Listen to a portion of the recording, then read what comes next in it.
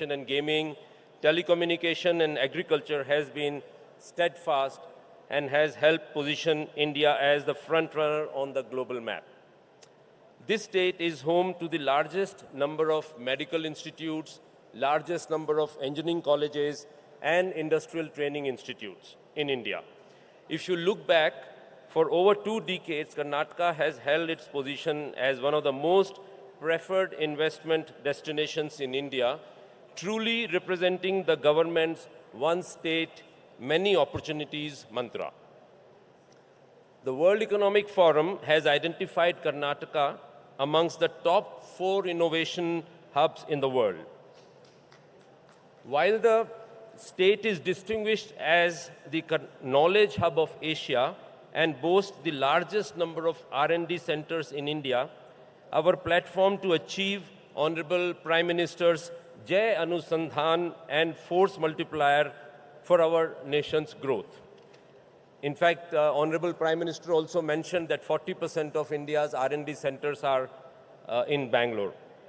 But for Bangalore, it did not become India's Silicon Valley and research hub overnight, nor by fluke. It took a bold vision coupled with immense dedication and from political leaders and bureaucrats to bring about this ecosystem and sustain its growth. Across decades, there has been consistency in governance and unwavering support for industries, irrespective of changes in political leadership, and this I find to be the most unique trait of doing business in Karnataka. Additionally, the state is gifted with a portfolio of rich natural resources, and it is this blend of natural wealth and robust governance that makes Karnataka so attractive. Let me dwell a little bit about my personal experience about Karnataka. Karnataka state and the city of Bangalore holds a very special place in my heart. I must share with you a small incident that how we all ended up in Karnataka. My uncle, Shri S.R. Jindal, who heads Jindal Aluminium here in Bangalore. So he was in Haryana, and in 1965-66, he decided he was looking to build his industrial empire and was looking for which state to invest in. And he was touring all of India and landed up in Bangalore. And here in Bangalore, he was, when he met the industry secretary at that time, I don't know, he never shared the name of the secretary, but the industry secretary referred to him, he was all of 31-year-old, referred to him as sir. So my uncle was very surprised because he came from Haryana where, people are not very, so when he was referred to as sir, he was very shocked. And then he liked the place and he decided that this is the state where he's going to invest. And that is how he invested in the Naturopathy Institute and the aluminium industry. And he has been telling the whole family to invest in Karnataka. And that is how I also came to Karnataka. And I'm also a product of Bangalore. I'm an engineering student from here, and I did my engineering degree here. And I can say very confidently that the people that I met here comprise some of the best and the brightest minds of our country. It is no surprise that quality education, proactive governance, and effective policy making have rendered Bangalore our startup capital and the highest ease of doing business course in this country. As I speak of my interest and passion for the state, let me tell you how deeply I believe in the potential that exists here in Karnataka. JSW Steel at Vijayanagar, where the steel plant was set up, is in Bellary, and Bellary was known as a dry and barren land that we took over in the mid-90s. With the support of the state and the people here, we converted it into what is now the biggest steel plant in India, and it will soon become the largest steel plant anywhere on this earth in the world. To this accord, I must highlight that our experience of starting up and running an industry here has been seamless and lucrative. We have not lost even one man-day of operations at our plants due to supply chain, labor, or utility issues, a testament to the pro-business environment that exists here. The JSW Group has investments through all its business verticals in Karnataka, whether it is steel, energy, infra, cement, paints, and sports. Friends, as you know, Neeraj Chopra, Sakshi Malik, Bajrang Punia, they all have trained at the Inspired Institute of Sports at Bellary, at the Vijayanagar site, and they certainly made India proud. JSW Group has so far invested over 1 lakh crore rupees in Karnataka, and over the next 5 years, we have plans to invest additional 1 lakh crore in Karnataka. And this investment includes expansion in the steel plant, expansion in the renewable energy, in the port infrastructure development, and which will be the greenfield port in Dakshin Karnataka, which will be the largest port of Karnataka. So there are many such projects that JSW Group is planning for Karnataka. On the humanitarian front, our foundation has repeatedly praised the torchbearers of this state for promoting the development of the underprivileged, especially in the area of education, healthcare, and skilling.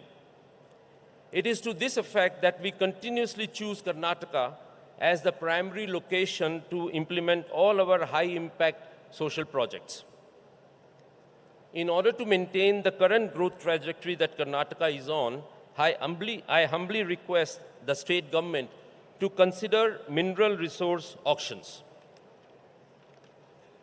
In 2015, Honorable Prime Minister Shri Narendra Modi ji made path-breaking changes in the MMDR Act, which brought transparency in the mineral auction process.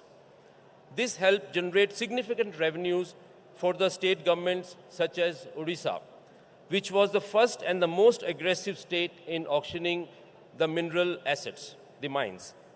While I speak for the evolution that is taking place in steel making, time is of essence, as minerals like iron ore will not always be needed for production of steel.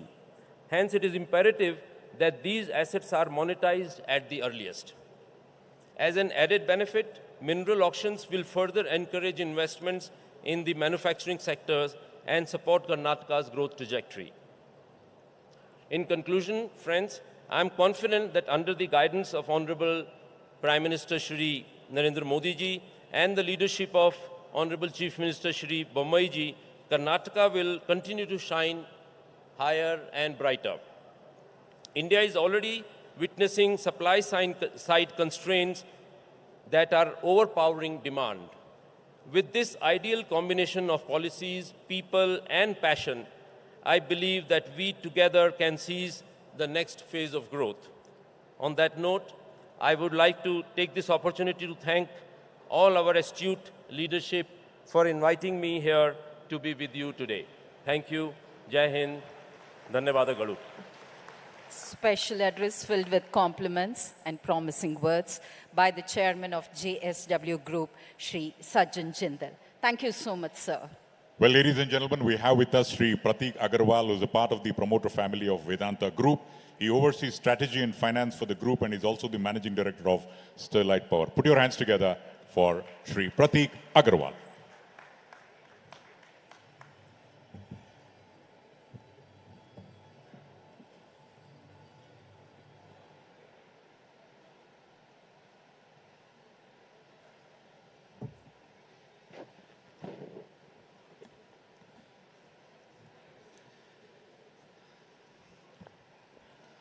Honorable Governor of Karnataka, Honorable Chief Minister of Karnataka, Honorable Finance Minister of India, Honorable Ministers and Cabinet Ministers of the Government of India, Members of Parliament, Honorable Ministers of the Government of Karnataka, Officers of the Government of Karnataka, industry leaders and distinguished invitees.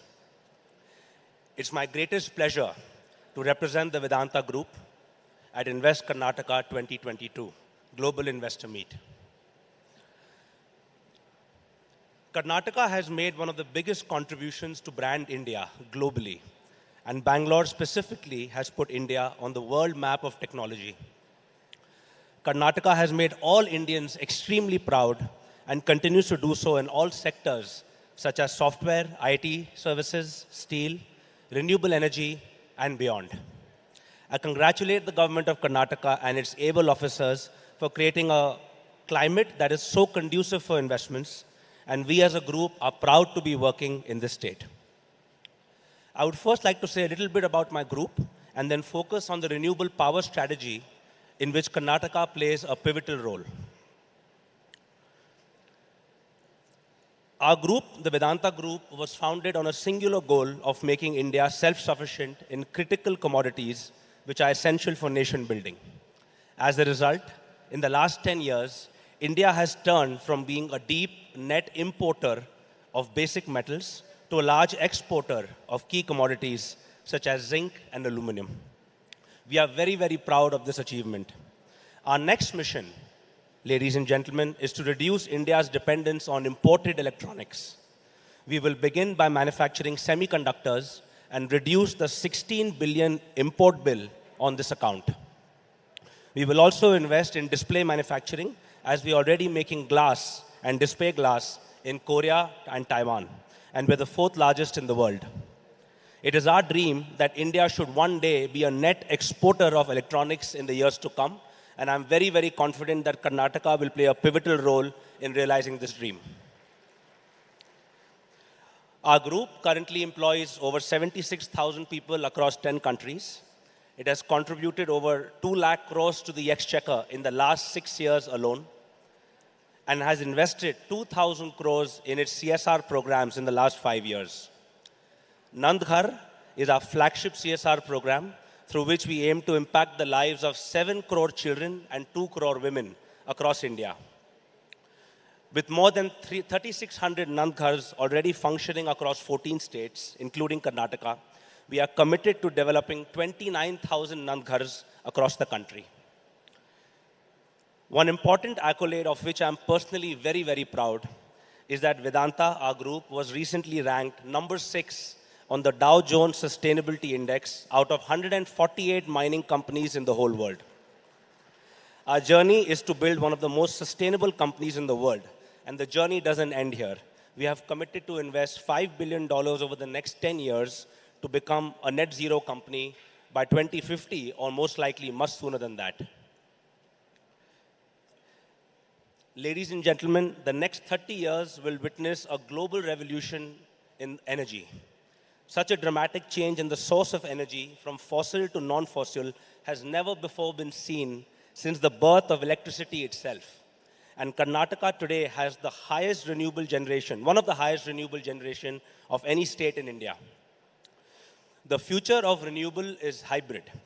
Plain vanilla wind or plain vanilla solar is no longer sufficient to meet the round-the-clock requirements of customers. Customers want green, affordable, and firm power. And Karnataka is the one state which has both wind and solar potential coexisting in the same state. It also has attractive sites for pumped hydro storage, which is a critical component of the round-the-clock value chain. Our group is currently building over 1,000 megawatts of wind-solar hybrid projects in Karnataka, and will export this to smelters, our own smelters, in the states of Rajasthan, Chhattisgarh, and Odisha through the interstate transmission network. This will displace millions of tons of carbon dioxide emissions and allow Vedanta to produce some of the cleanest metals in the entire developing world. Over the next 5 years, we plan to increase our renewable capacity by tenfold and invest close to 50,000 crores into renewable generation. It is my endeavor that a large chunk of that investment will come to the state of Karnataka. Ladies and gentlemen, no energy transition is possible without power transmission.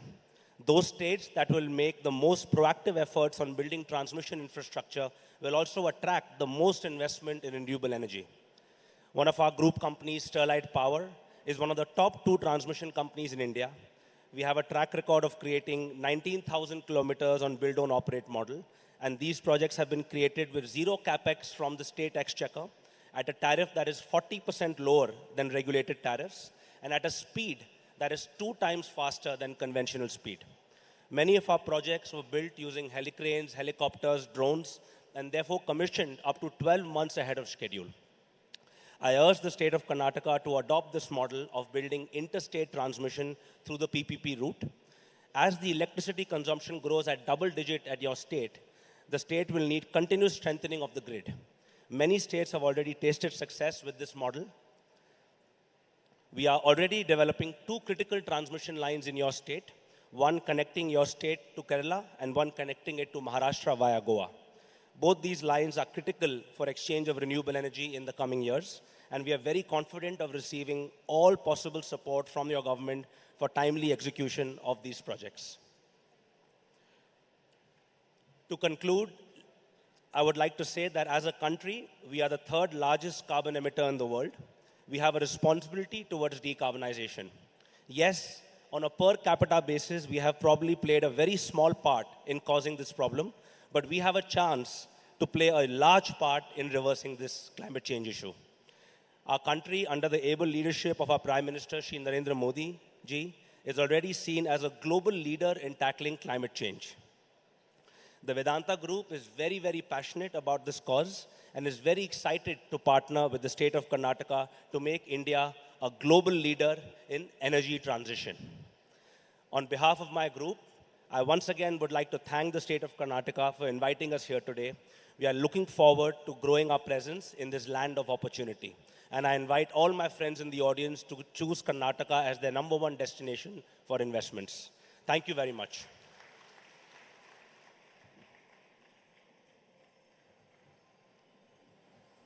Thank you, Shri Pratik Agarwal ji, for sharing your perspective. Thank you very much.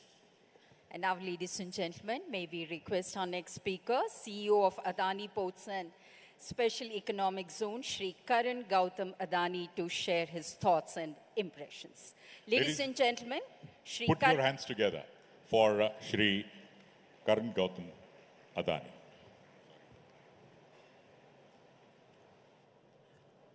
Honorable Governor of Karnataka, Shri Gehlot ji, Honorable Chief Minister of Karnataka, Shri Bommai ji, Honorable Union Cabinet Minister, Srimati Nirmala Sitaram ji, Shri Piyush Goyal ji, Shri Prahlad Joshi ji, Honorable Ministers of State, Shri Rajiv Chandrasekhar ji, Honorable Minister Dr. Nirani, Shri Nagaraj ji, Dr. Narayan ji, Honorable Chief Secretary of Karnataka, senior leaders of government, captains of industries, and my dear friends. A very good morning to everyone. It is an honor to be here at the Invest Karnataka 2022 Summit and speak at the Global Investor Meet before so many luminaries from the political, social, and entrepreneurial world. To me, this distinguished gathering represents in many ways the irresistible, attractive business diversity of Karnataka, now one of our nation's hottest investment destinations. Just 50 years ago, when Karnataka was still called Mysore, this state was all about silk and sandalwoods and all-weather tourism, with an abundance of divinely beautiful monuments, temples, and jungle trails. Today, even as it continues to pull in visitors from millions, Karnataka is also attracting the best brains in the country, tech-savvy youngsters drawn by stunning aggregation of research, innovation, and development in information technology. Honorable Chief Minister, your government's alignment with our nation's vision to become the world's digital hub has produced unprecedented growth in Karnataka. $65 billion worth of IT exports, around a third of our nation's total, is undeniable validation of your state's and our nation's rising growth trajectory. And it is also very clear that our intention to build for world is eminently practical.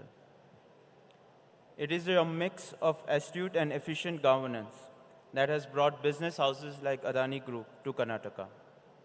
Having already invested over 20,000 crores, we are active in multiple sectors, ranging from cement, power, city gas, and edible oil to transport, logistics, and of course, digital. We are the largest independent power producer in the state. Our 1200 megawatt Udupi power plant accounts for almost 25% of Karnataka's total installed thermal capacity. We also have an installed renewable energy capacity of nearly 1100 megawatts spread across 21 locations. And as the world's largest solar power developer, Adani Group will be investing more in renewable energy sector in Karnataka.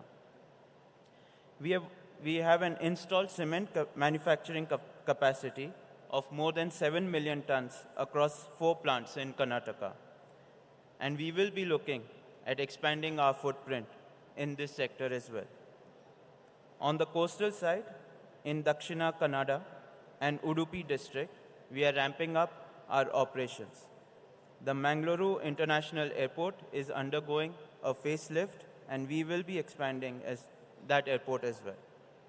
And as we are widening the reach of our city gas distribution network, with CNG stations coming up at 11 key locations and laying 50 kilometers of piped CNG gas lines. Through Fortune, the nation's top food FMCG brand, Adani Wilmar too is upsizing its presence in Mangaluru.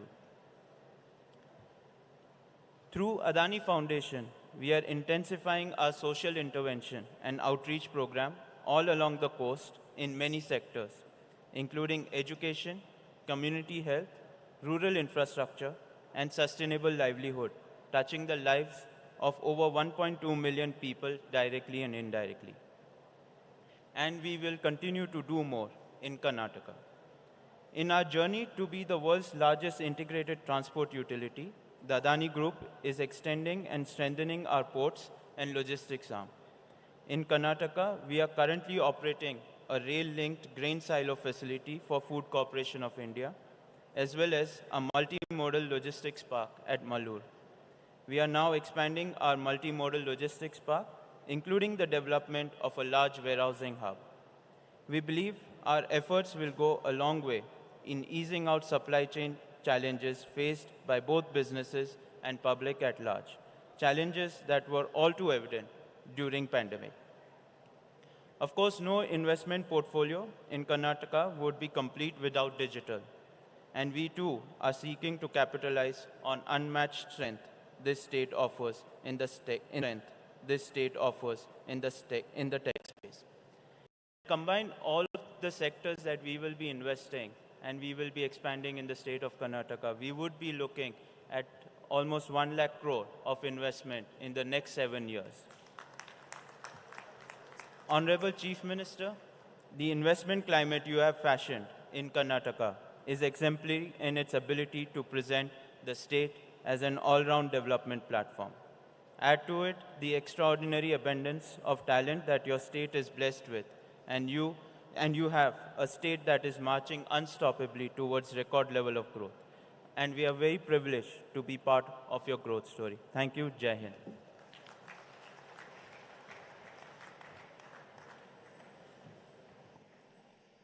Thank you, Shri Karan Gautam Adani. I'm sure Karnataka here is full of energy. In a short while from now, MOUs are going to be signed. Let's hear a huge round of applause for all the dignitaries who speak now. For Karan Gautam Adani, please.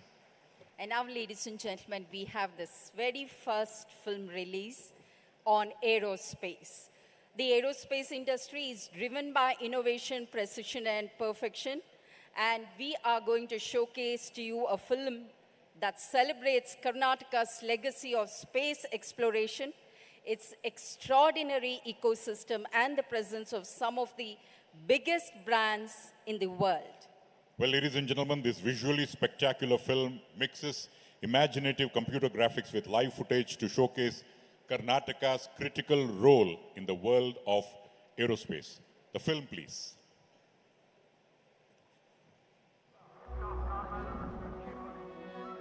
We dream of exploration.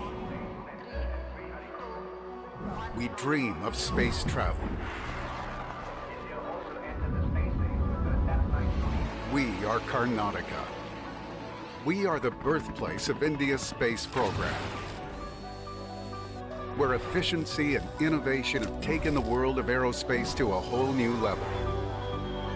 Where the ecosystem supports every possible dream, from the most sophisticated defense aircrafts that protect nations, to commercial planes that safely transport millions of people every day, from satellites that help connect the world, to extraordinary machines that travel the universe. What we design and build here impacts global aerospace in diverse, critical ways. The biggest brands come to us because we focus on the tiniest details. Because 1 million parts work together with zero error margins. 1 million parts that need to be crafted with perfection and precision. The smallest ideas turn into larger-than-life creations in our thriving ecosystem.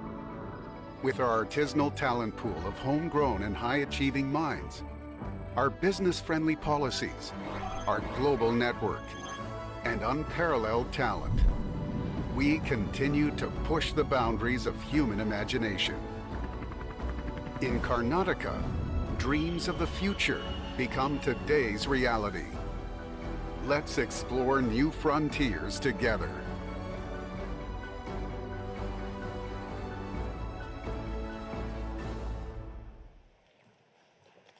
Indeed, built for the world. Well, ladies and gentlemen, we now move on to another important stage of today's inaugural, the MOU. First of all, we will showcase on the area of green hydrogen and sunrise sectors. Ladies and gentlemen, we would now like to acknowledge the leading global and Indian companies which have confirmed investments within the state of Karnataka during recent months. For our first memorandum of understanding on green hydrogen, we would like to invite the senior leaders from companies in green hydrogen and derivatives manufacturing sector. With a total investment of about 2.91 lakh crore, 7 companies have planned to set up their units in the state in this sector with an investment of rupees 40,148 crore. JSW Energy plans to set up a green hydrogen and green ammonia plant within Karnataka. The company is represented by the Vice President and Head Regulatory and Power Sales, Shri Jyoti Prakash Panda. I would request Mr. Jyoti Prakash to kindly come over. Well, I think Mr. Jyoti Prakash will come over only if you put your hands together. Also joining us at this juncture, Head Hydrogen Business at Malaysia-based Petronas, Shri Adlan Ahmed, will acknowledge the MOU for their 31,200 crore investment in a 500 KTPA green ammonia plant in the state. We also would like to invite Shri Madhusudhana PK, General Manager State at Karnataka, who will be representing Renew Power. Renew has announced a 1 million tons per annum green ammonia plant at a cost of rupees 50,000 crores, and still we don't clap, including the associated renewable power unit. Avada Energy will invest rupees 45,000 crores for a 1 MTPA green ammonia plant. May we invite Shri Narendra Goyal, President, New Initiatives ET Ammonia, to join us on the stage. We also have with us Shri Shashi Shekhar, the Vice Chairman of Acme Solar. The company is planning to set up an integrated facility to produce about 1.2 million tons of green ammonia every year with an investment of more than, you heard it right, 51,000 crores. Next on the stage, ladies and gentlemen, we have Shri K. Ravi Kumar Reddy, Chairman and Managing Director of ABC Cleantech, which is a platform established by Brookfield and Access Energy. They have planned an investment of rupees 50,000 crores in the state for a green ammonia plant with a capacity of 1 million tons per annum. We also have with us Shri Parag Sharma, founder and CEO of O2 Power, is also joining us today. The company is planning to set up a green hydrogen unit in the state. Let's give a round of applause for all the executives on this occasion, because the future is hydrogen, ladies and gentlemen, and we are going to be, in fact, in a new realm of space. Ladies and gentlemen, Shri Jyoti Prakash Panda, Shri Adlan Ahmed, Shri Madhusudana, Shri Narendra Goyal, Shri Shashi Shekhar, Shri K. Ravikumar Reddy, and Shri Parag Sharma. Hearty congratulations. May we convey that with a big round of applause, ladies and gentlemen. We would request the Honorable CM, the Honorable Union Minister, to kindly join in front, and the dignitaries, Madam Nirmala Sitharamanji, the Honorable Governor also, to kindly come forward for a photo opportunity, please. All the dignitaries who have been part of this MOU. Some of you who have forgotten to clap earlier, here is an opportunity. I somehow find the energy has to be pepped up. Ladies and gentlemen, idu namma Karnataka, Karnatakada Shakti, ಭಾರತಕ್ಕಷ್ಟೇ ಅಲ್ಲ ವಿಶ್ವಕ್ಕೂ ತಿಳಿಬೇಕು. ಇವರೆಲ್ಲರೂ ಸಾಧ್ಯ ಮಾಡುತ್ತಿರುವುದು ನಮಗಾಗಿ, ನಮ್ಮ ಕರ್ನಾಟಕಕ್ಕಾಗಿ, ನಮ್ಮ ಭಾರತಕ್ಕಾಗಿ.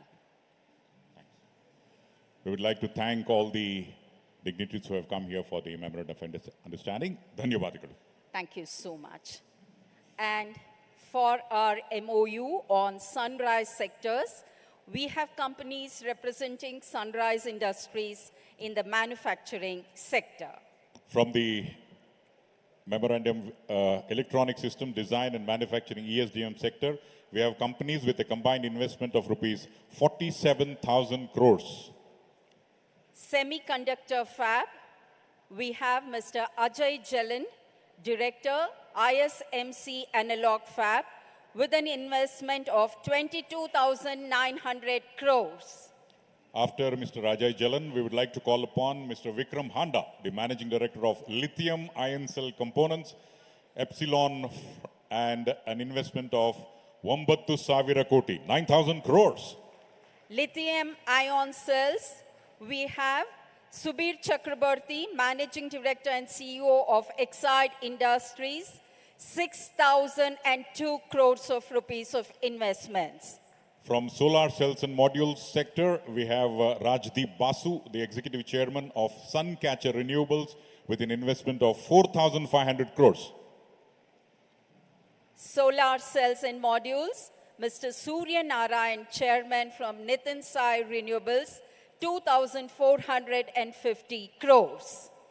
We also have in the subsector of testing and ER&D facility, Dr. Ashwini Agarwal, Director, Government Affairs, Applied Materials India, investment of 1,573 koti, 1,573 crores. ಇದೇ ಪಟ್ಟಿಯಲ್ಲಿ ಮುಂದಿನ ಹೂಡಿಕೆದಾರರು lithium ion cells, Veeraraghavan, head projects, ensure reliable power solutions, with an investment of 1,050 crores of rupees. A huge round of applause for all the dignitaries who have been part of this.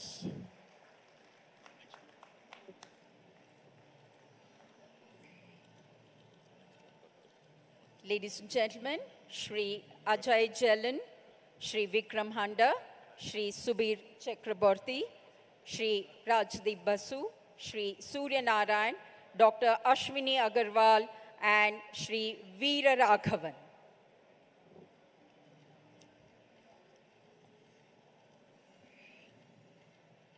Hearty congratulations to the entire team, and may we wish all our best.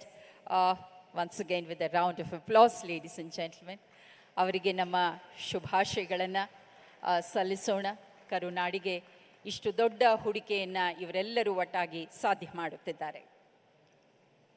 We would like to thank all the dignitaries who are here on stage, and thank you very much. We request you all to kindly get back to your seats. Thank you very much. Well, ladies and gentlemen, e-mobility, aerospace and defense data center are set to form the backbone of Make in India initiative and provide support for catalyzing the growth of other sectors in a big way. Well, ladies and gentlemen, we welcome on stage 9 companies which plan to invest more than 22,000 crores in these new age manufacturing technologies. First of all, under the subsector of EV charging infrastructure, I would like to call upon Mr. Kaushik Raju, Chief Operations Officer, Atria Group, from the company Atria Power. Banni Shri Kaushik Raju avare. with an investment of 9,454 crores. 9,454 ಕೋಟಿ.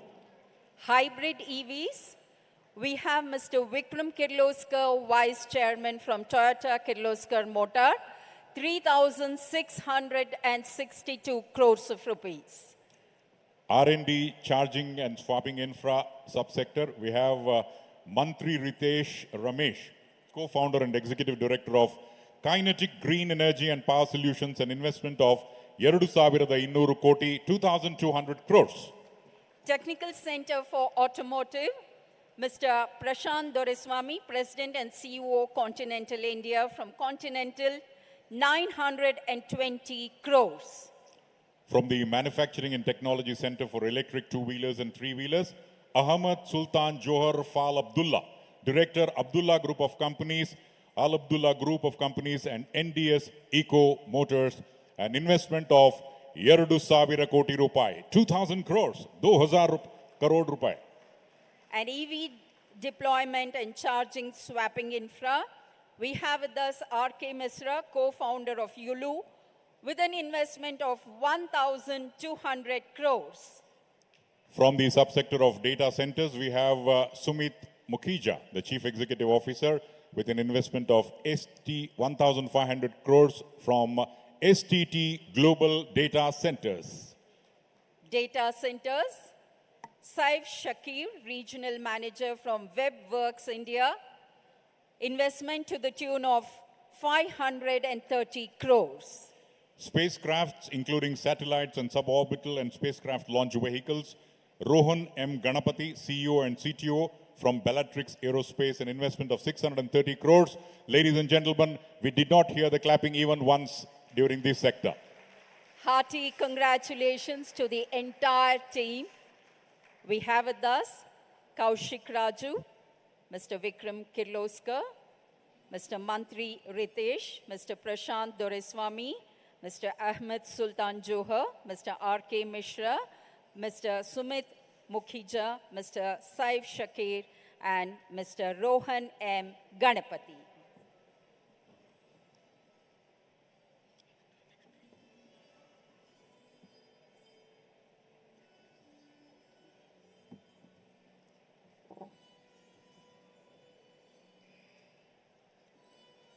Thank you so much, and once again, let us all convey our heartfelt wishes to the entire team. ಮತ್ತೊಮ್ಮೆ ಇವರೆಲ್ಲರಿಗೂ ಧನ್ಯವಾದಗಳು. Well, ladies and gentlemen, our next speaker is someone who is leading the charge of digital infrastructure in India. In fact, his company has recently launched 5G services in 8 cities in India. So please welcome on stage The Vice Chairman of Bharti Enterprises, Shri Rajan Bharti Mittal.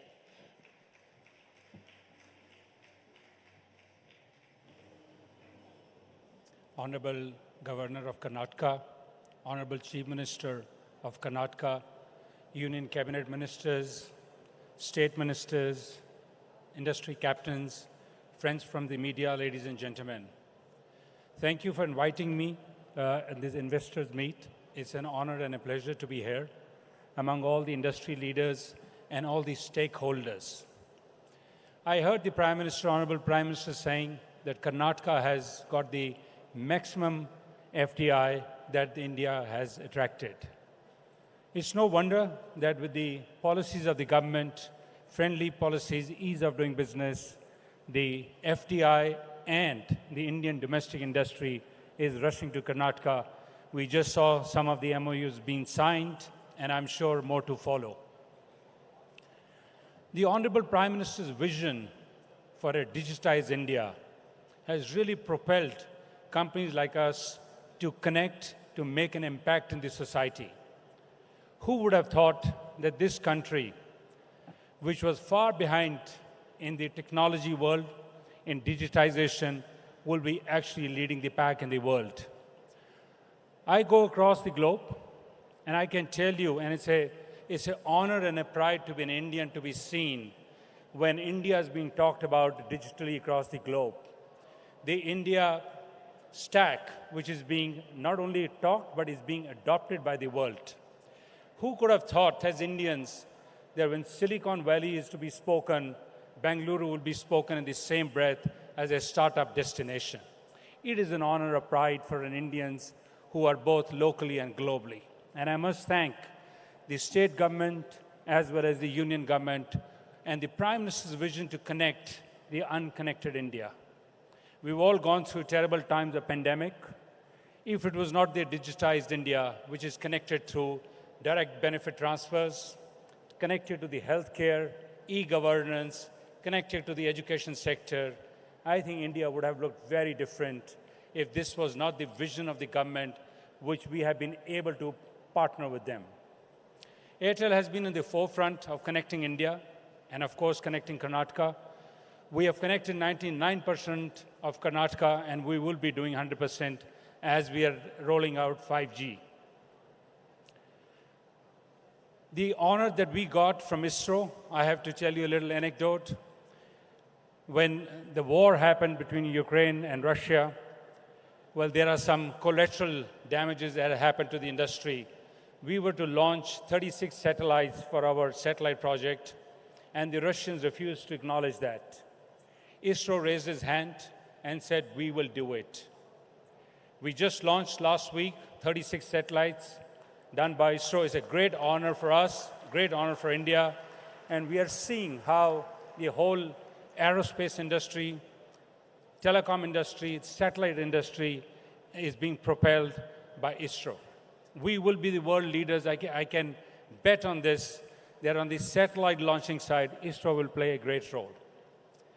Airtel has invested about 35,000 crores in this state, thousands of jobs, both directly and indirectly with our partners, with our own colleagues.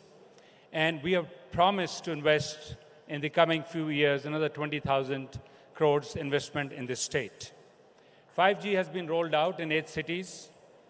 Bangalore has been one of these cities, and we have promised the Honorable Chief Minister that by December, January, the entire state will be covered over a period of time. We strongly believe a connected India is a prosperous India, and we will play our part in that. We will be in the forefront of the Prime Minister's vision of connecting this country. My only request from this podium to the state government is, and to the Honorable Chief Minister, give us the infrastructure that we can build, right-of-ways, towers, data centers, help us achieving that. As we are seeing more and more data is to be collected in India, and data centers are much required. I'm happy, sir, that your government has responded very kindly towards that, and we hope that this state will be the best digitized state that this country will have. I want to thank you, sir, and thank all your colleagues for having me participate in this investor meet. And I also want to thank people of Karnataka who have given Airtel a place of pride. Thank you so much.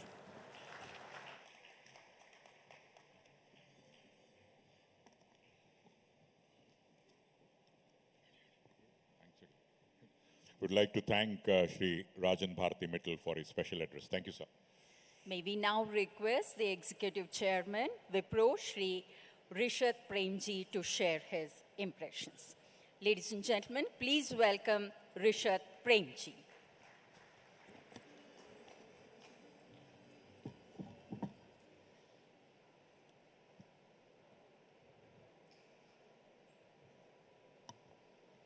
Governor Mr. Gehlot, Chief Minister Mr. Bomai, Ms. Nirmala Sitharaman, Mr. Piyush Goyal, Mr. Rajiv Chandrasekhar, Senior Ministers of the Union and Karnataka government, colleagues from the industry, other dignitaries, and delegates present today. Good morning to all of you. I'm incredibly happy to be here to discuss the role of India's tech industry post-pandemic. You know, in 1996, when Wipro decided to shift its headquarters from Mumbai to Bengaluru, many were surprised. Wipro's software exports at the time were a mere $72 million, and the technology boom in India hadn't quite begun yet. But 26 years later, we are here proudly, headquartered in Bengaluru, and now 260,000 people, with over 30,000 of those people based here in Karnataka. You know, Wipro's story in many ways is the story of the Indian IT industry. In the last 3 decades, the Indian IT industry has grown significantly and brought tremendous recognition to the country. Today, the industry contributes nearly 8% of India's GDP. 30 years ago, it was less than 1%. According to one estimate, the total revenue earned by the Indian IT industry offsets the entire oil import bill of the country. Karnataka has held center stage in much of this journey and contributes nearly 1/4 of the share of IT exports. This is possible because of the vision and hard work of leaders, both from the government as well as from industry. But numbers tell you only part of the story. Equally important is how India's role has grown in these last 30 years. From a low-cost offshoring destination to a true technology and business partner for every business in the world today. Which is why, despite the global macroeconomic challenges facing us today, I remain bullish and incredibly excited about the long-term prospects of our industry. My confidence is driven by 2 things: the rapid pace of digitization across the world and the shift in the mindset of stakeholders who engage with us as an industry. Let me elaborate. The word digital has come to mean different things. We describe it as the way a business leverages technology to create new experiences for customers and for employees while becoming agile and building new models at scale. This, in turn, drives the shift to cloud, to leverage data more smartly, to make your environment more secure, and so on and so on. This was a big opportunity before the pandemic, and COVID has only accelerated it. The second, and equally importantly, is a shift in mindset. Back in the day, people came to India for cost, and they stayed for quality. Today, the conversation is all about finding and accessing the best talent to build new models for relevance in the digital economy, and India is where this talent is. Our challenge is to find this talent and to leverage it to fulfill the demand we see. We have seen the high numbers of attrition that the industry is currently facing. It is because we are all chasing the same pool of talent. Instead, what we need to do is to find new locations and new sources of talent. COVID has shown us that the work can be done remotely and at scale. This will make it easier to widen the talent pool, especially women and people with disabilities who will benefit from the flexibility of remote work. We have a very large number of highly skilled young workers and the largest number of engineers in the world, but instead of going to where the talent is, we force the talent to migrate to the big cities where the jobs are. This limits the talent pool and puts a huge strain on infrastructure in big cities, pushing up the cost of living and arguably even hurting our environment. Which is why I deeply applaud the efforts of the government of Karnataka in setting up new technology clusters in our Tier 2 and Tier 3 cities as part of the Karnataka Digital Economy Mission. The second initiative we need to put our might behind is to reskill our existing talent to be of relevance for the future. 4 years ago, our Honorable Prime Minister launched the NASSCOM's Future Skills platform for upskilling and reskilling employees and students in new age technologies like AI, robotics, and virtual reality. We need more such initiatives to rapidly build our digital talent pool. While industry can and will invest in more near-term technologies, our public and private industries will have to invest in long-term and in-depth research to continue to develop in new emerging technologies. I must admit, India's IT growth would not have been possible without the help and support of the government, be it the creation of SEZs in the early decades or by declaring the sector as emergency services when the pandemic struck, which allowed us to work seamlessly in these last 2 years. Global spends on technology are set to double in the coming years, and we will build a plan along with industry and government to set us up for the next 25 years as we continue to ascend and continue to build leadership on the global stage. The technology industry and I look forward to working with all of you. Thank you very much.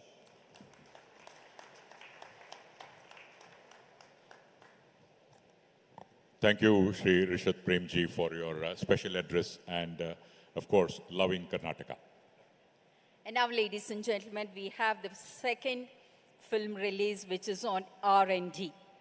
Karnataka is a global hub of innovation with more than 10,000 patents to its credit and home to some of the most innovative startups. Karnataka is on the world map for its research, development, and innovation capabilities. The film uses eye-catching visuals and graphics to highlight the state's extraordinary track record in forefronting development in a wide range of fields. Let's watch the film on R&D. A state that has been transforming human curiosity into innovations for more than 100 years. We are Karnataka, a global hub of innovation. From 5G technology to high-performance chip designs for supercomputers, from cutting-edge medical technology to indigenous fighter helicopters, from designing and developing satellites to building greener and cleaner automobiles, from apps that make our day-to-day lives easier to technology that will drive the future. In reality, what we do here directly impacts the world. Our talent pool is our biggest strength, and together with our commitment and vision, Karnataka is uniquely positioned as a global innovation hub. Join us to shape the future.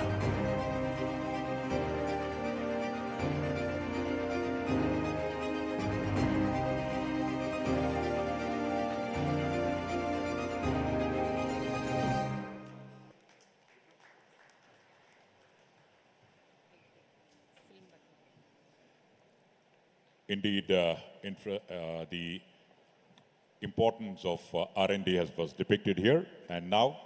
Now, may we request Shri Vikram Kirloskar, Vice Chairman, Toyota Kirloskar Motors, to address this gathering. Ladies and gentlemen, please welcome Shri Vikram Kirloskar. Bandhugale swagatisi, the Vice Chairman of Toyota Kirloskar Motors, one of the most respected companies of the world.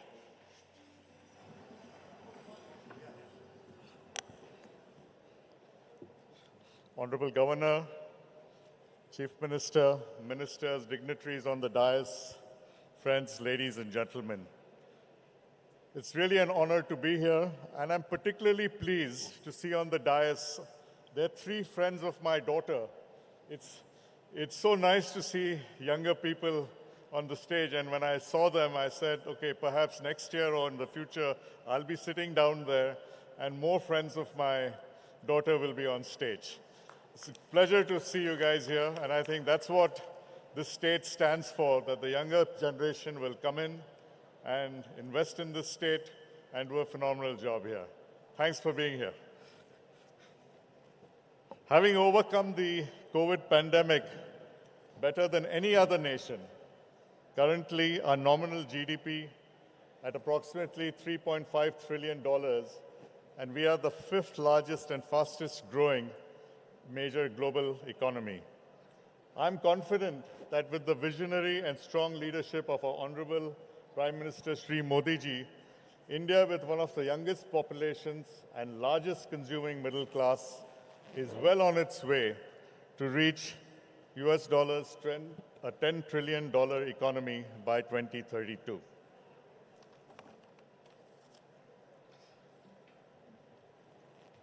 Mr. Sajjan Jindal spoke a lot about why he was in Karnataka with his uncle.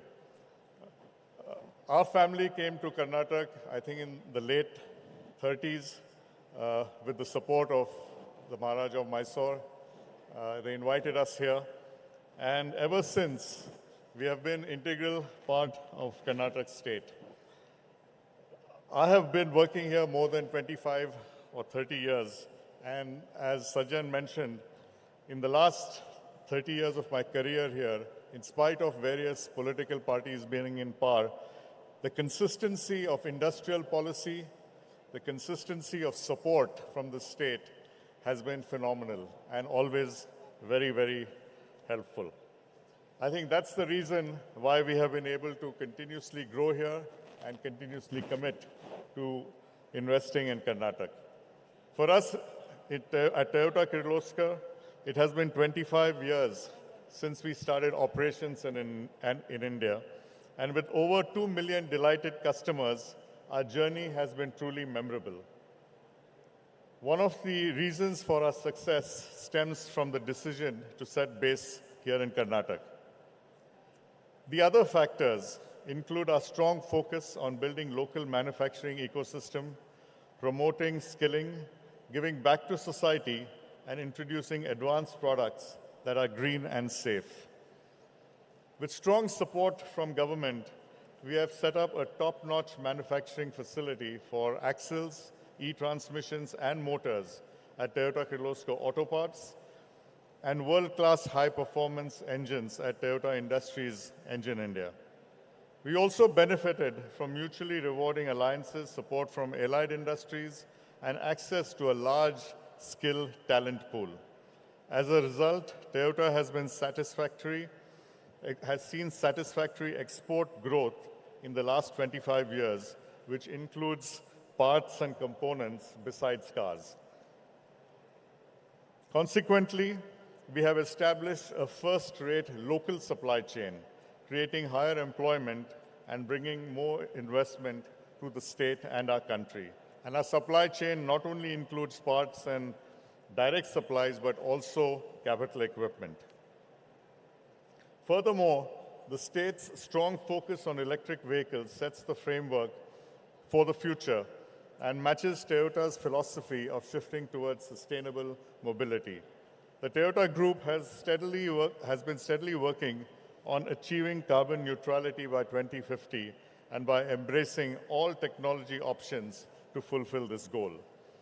And with the state government support for manufacturing of all electrified technologies that can create a manufacturing ecosystem for the electric powertrain, we expect more investments into Karnataka's electric parts manufacturing ecosystem. There are several reasons to champion Karnataka as an investor's paradise. A very strong economy, a very supportive and progressive government, good infrastructure that continues to grow, improve, vibrant people, excellent living conditions, and the fact that the state ranks high on most national indicators. Karnataka has forever been a bastion of industrial development. We believed in the state's vision and entrepreneurial spirit all those years ago. It was a decision that has never let us down.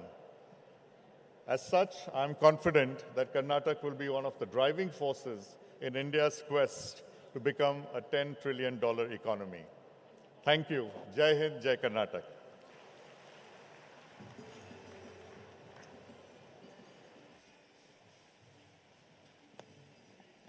Encouraging words and warm wishes shared by Shri Vikram Kirloskar, Vice Chairman, Toyota Kirloskar Motors. Thank you so much, sir, for all your good words.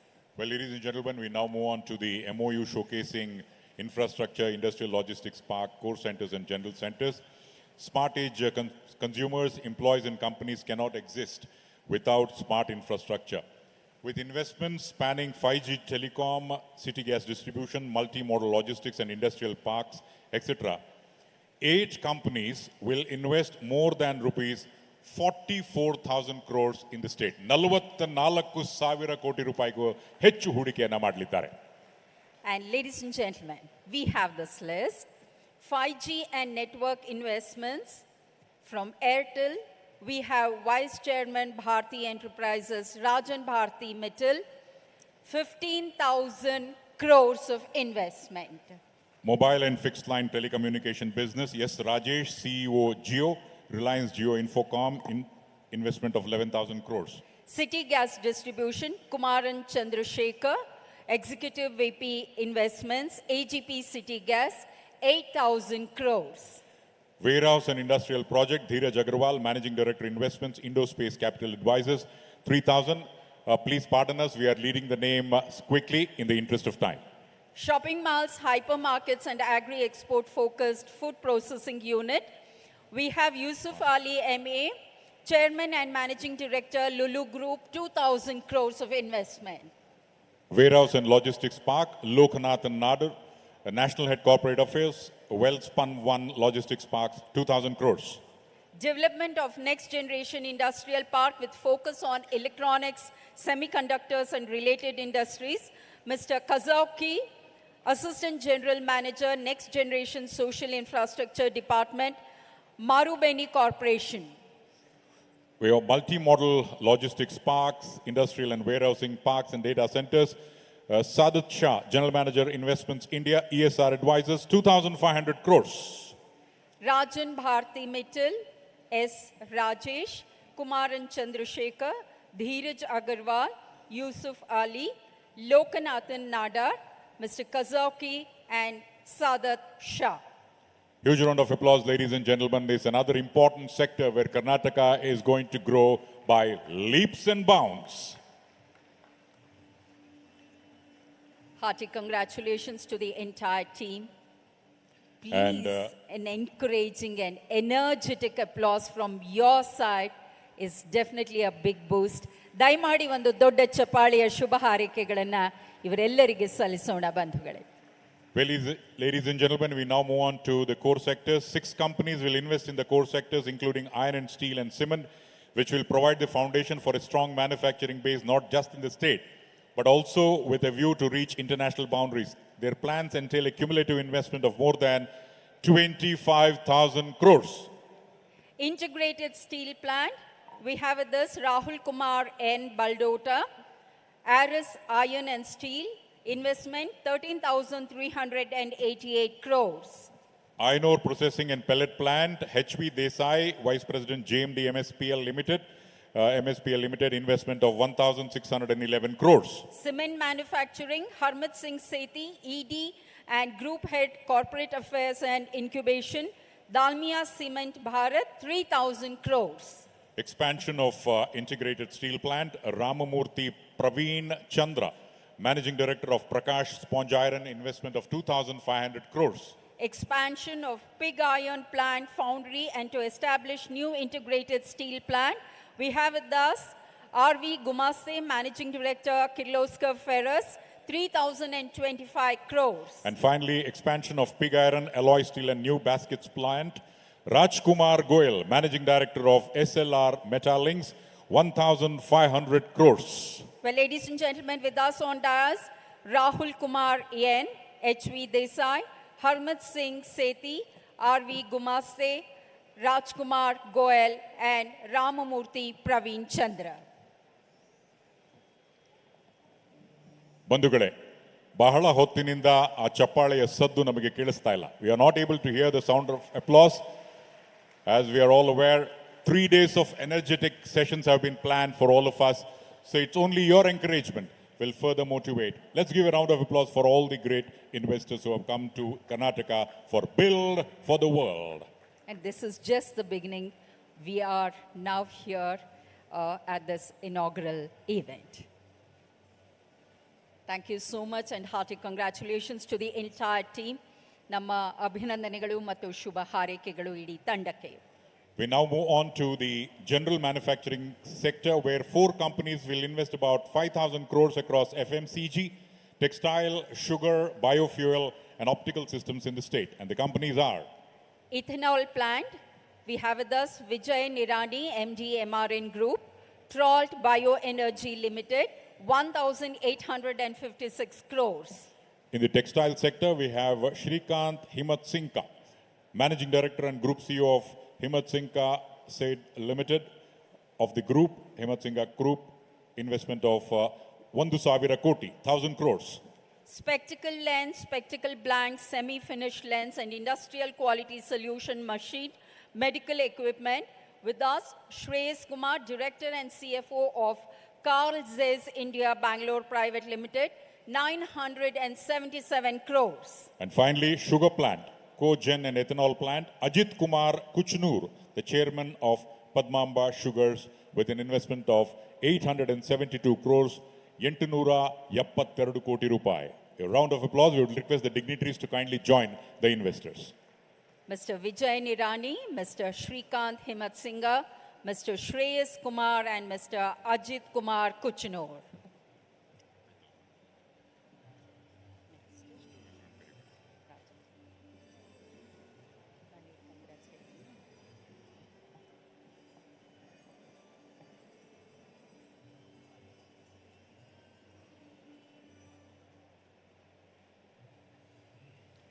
All together making it happen for Namma Karunadu, Karnataka. ತಂಡಕ್ಕೆ ನಮ್ಮ ಅಭಿನಂದನೆಗಳು ಮತ್ತು ಶುಭ ಹಾರೈಕೆಗಳು.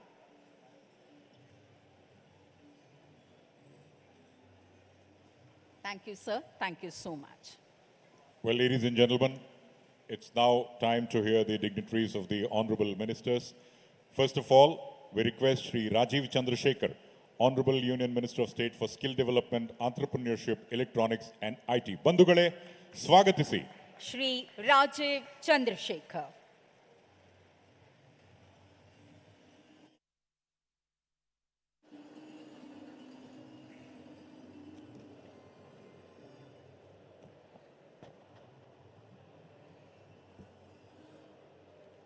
Honorable Governor Tawarchand Gehlot ji,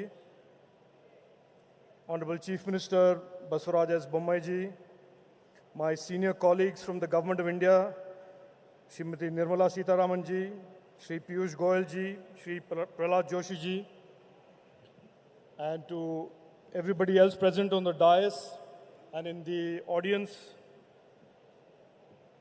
ellarigu namaskara, and to investors who have traveled to Bengaluru today, welcome to our beautiful state of Karnataka, and welcome to our beautiful city of Bengaluru.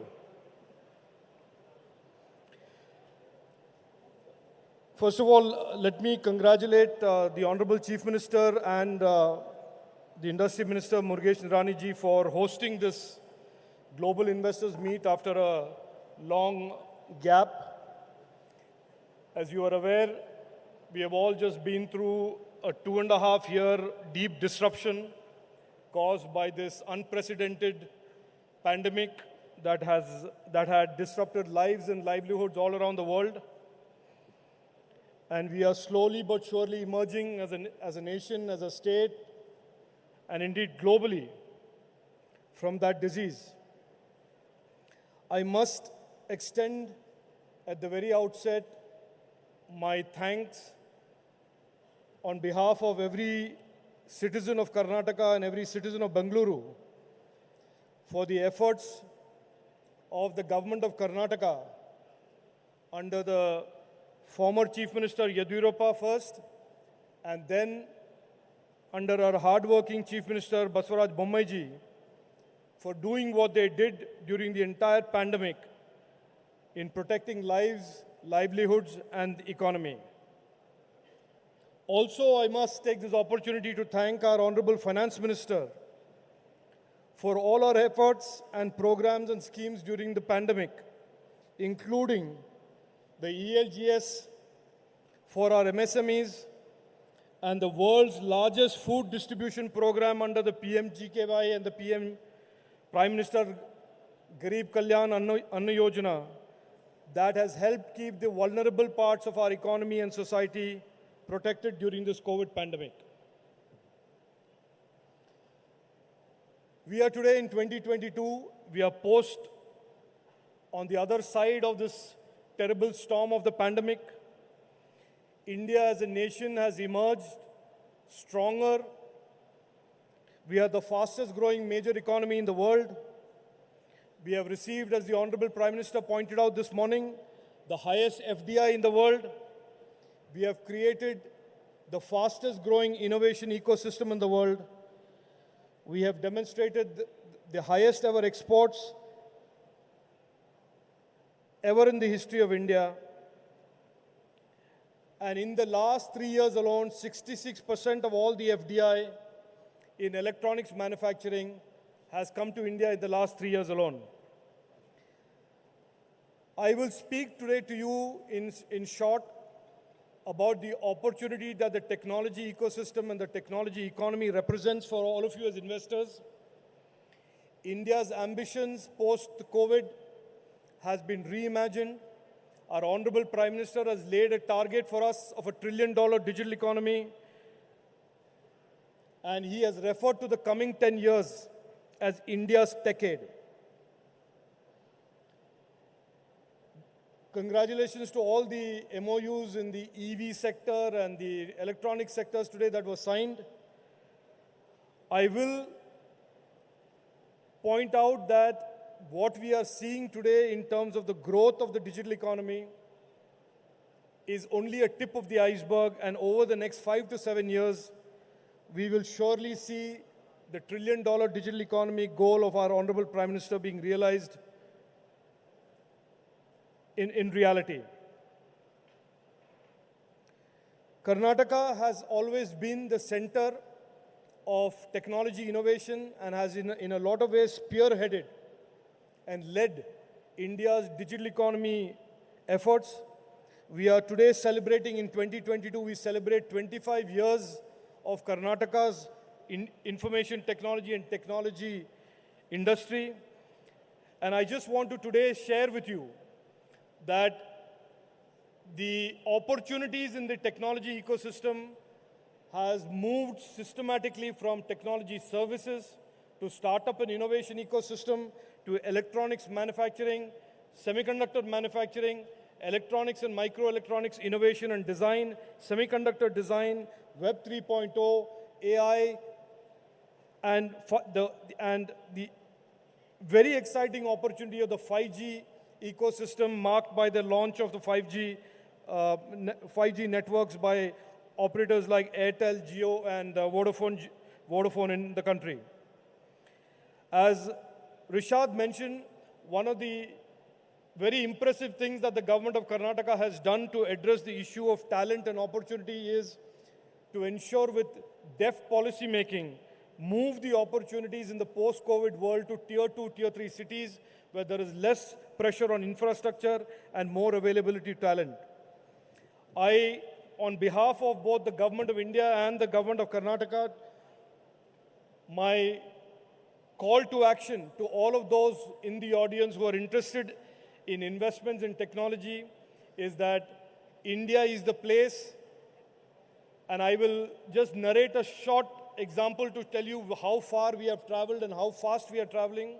In 2014, 92% of all mobile phones consumed in India were imported, and in 2022, 97% of all mobile phones consumed in India are manufactured in India.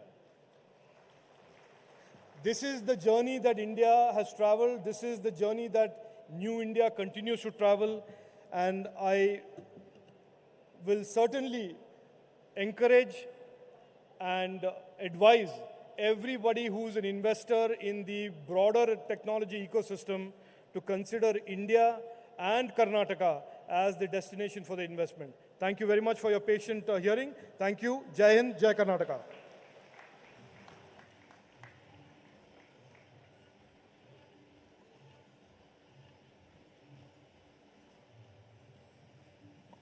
Thank you, Shri Rajiv Chandrasekhar, for that inspiring speech. Dhanyavadagalu, sir. And now it's time for keynote address by Honorable Minister for Parliamentary Affairs, Coal and Mines, Government of India. Swagat Sona, Shri Prahlad Joshi Avaranu.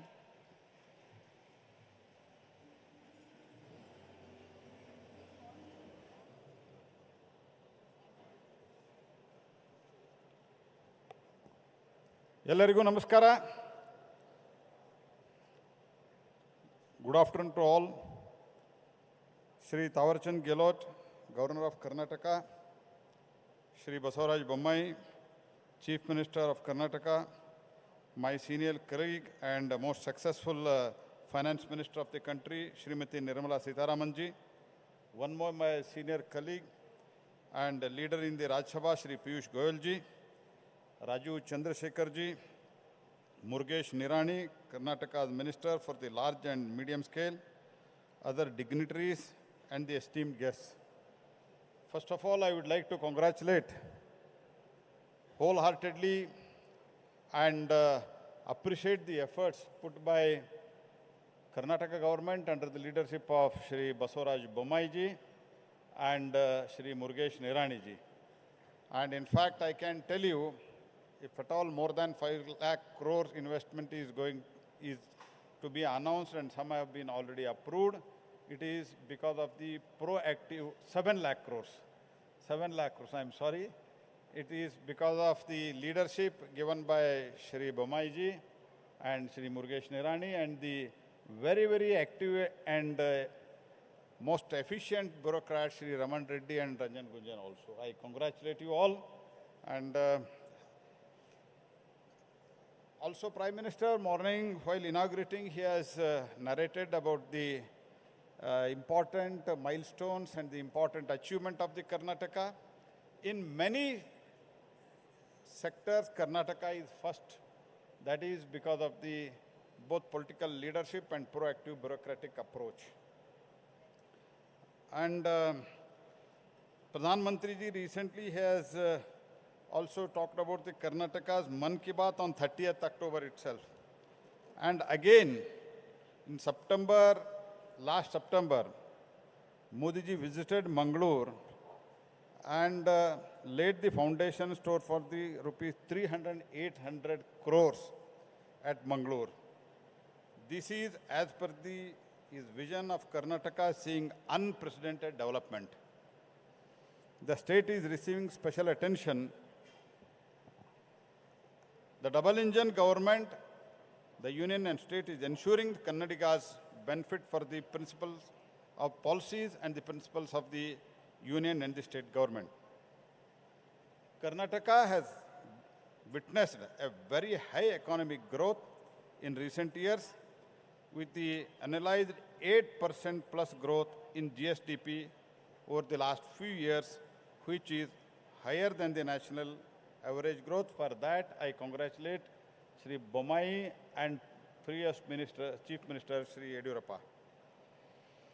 Karnataka, as far as infrastructure is concerned, and the support of the Government of India under leadership of Prime Minister Shri Modi, one of the biggest beneficiary of the Sagarmala.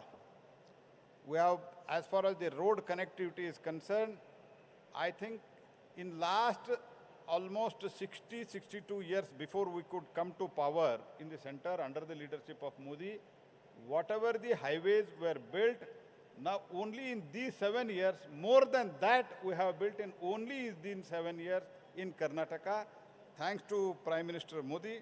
And also piped water has reached more than 30 lakh rural families in Karnataka. And national highways, apart from Sagarmala, 70,000 crores of worth national highways are now being implemented in Karnataka. More than 1 lakh crore worth projects are in pipeline. Many projects, including Bangalore-Chennai Expressway, development of the 6-lane, Bangalore-Mysore Road Highway, Greenfield Corridor connecting Bangalore-Pune, Bangalore-Satellite, Ring Road, are all under construction or underway. There has been more than 4 times increase in the railway budget. Previously, you used to get 600, 700 crores for the railway projects in Karnataka. Now we are getting 3,000, 3,700, 600 crores this time we got, thanks to Honorable Nirmala Sitharaman ji for that. Railway lines have been widened more than 4 times in speed in last years. A major part of the electrification railway lines in Karnataka has been completed in last 8 years. If I can recall, the broad gauge conversion from Dharwad to Bangalore, it took more than 20 years. But within 4 years, we are completing doubling and electrification both. This is the phase of how we are working. So Make in India, already many people have referred, and the World Bank ease of doing business. The report registered a jump of 79 ranks, that is from 142 to 63 in 2020. several other initiatives. You all know, Honorable Prime Minister has already referred about the lowest corporate tax in the world. And as far as the power sector is concerned, it is one or other way, it is directly related to my department also. We have opened the coal mine, and I can also say this year, total domestic coal production will be 900 million ton, just less than 1 billion. And by 25-26, alone Coal India will do 1 billion production as far as coal is concerned. So, thanks to Honorable Nirmala Sitharaman ji for gasification, she has allocated an incentive scheme of 6,000 crores, and I invite you, as a coal minister, I invite you to invest in gasification and also participate in the commercial coal mine auction, where there is a 50% of the rebate or concession as far as revenue sharing is concerned. And as you all know, when there was a severe problem in the world, and also when there was steep hike as far as petroleum products are concerned and also coal is concerned, when it was 14 to 15,000 per ton in the world, we are supplying the coal just for 1,800 rupees in the country. So this is what we are doing. And as far as mining sector is concerned, the recent reforms under the guidance and the direction of Honorable Prime Minister, last year, reforms we brought. After that, before to that, the total auction was around 100 coal blocks, 100 mines other than coal. And after the reforms, only in 15 or 16 months, there are 108 mine blocks we have auctioned, and out of that, just 2 days before, 2 gold mines have been auctioned in Andhra Pradesh. So these are the things which are going on. I do not want to go into detail. In order to support the coal gasification and availability of the coal sector at concessional rate, we have introduced for the concessions of 50% in the revenue share of the commercial coal mine auction. And also for early production, we are giving the incentive. These are all the things going on. And also lastly, I would like to tell one thing. To start any mine, either it coal or any other mine, there are 21 clearances are required. Now what we have done, if mining plan and mining lease in force, if at all you want to exit and if you want to transfer, along with your sale of your asset, all the clearances and licenses will be transferred to the next person without any hindrance. This is the ease of the doing business we have brought in mining sector. All the 21 clearances will be transferred. That we have amended the law for that, and that's why the production is also increasing.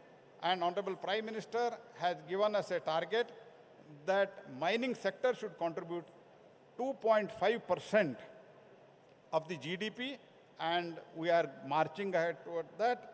And as far as this investment is concerned, I invite you, all the states, all the major states are auctioning the mines, and tomorrow itself, the biggest ever commercial coal mining auction, we have requested Honorable Madam Sitharaman to be the chief guest.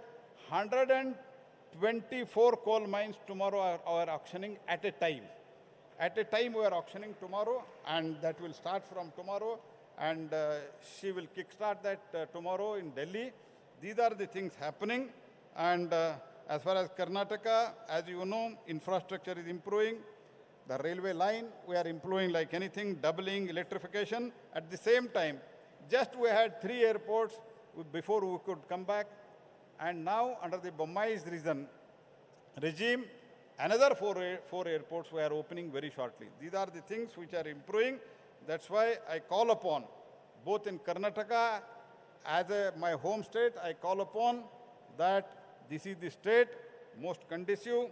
We have created a most business-friendly ecosystem in the state under the leadership of Shri Basavaraj Bommai. And as far as mining sector, which is my department, we have done a lot of changes under the guidance of Prime Minister Shri Modi ji.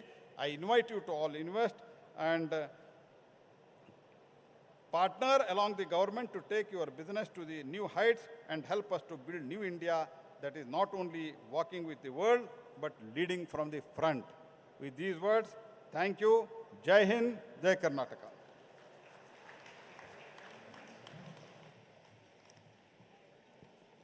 Highlights of coal and mine sector shared ಮತ್ತು ಕರ್ನಾಟಕದಲ್ಲಿ ಹೂಡಿಕೆದಾರರಿಗೆ ಸ್ವಾಗತ ಅನ್ನುವಂತಹ ಆದರದ ನುಡಿಗಳನ್ನು ಸಹ ಹಂಚಿಕೊಂಡಿದ್ದಾರೆ. ಮಾನನೀಯ ಕೇಂದ್ರ ಸಚಿವರು ಶ್ರೀ ಪ್ರಹ್ಲಾದ್ ಜೋಶಿ ಅವರಿಗೆ ಗೌರವದ ವಂದನೆಗಳನ್ನು ಅರ್ಪಿಸುತ್ತಿದ್ದೇವೆ. Well, ladies and gentlemen, we now have a keynote address by the Honorable Union Minister of Commerce and Industry, Shri Piyush Goyal. ಬಂಧುಗಳೇ, ಜೋರಾದ ಕರ್ತಾಡನದೊಂದಿಗೆ ಸ್ವಾಗತಿಸಿ Shri Piyush Goyal.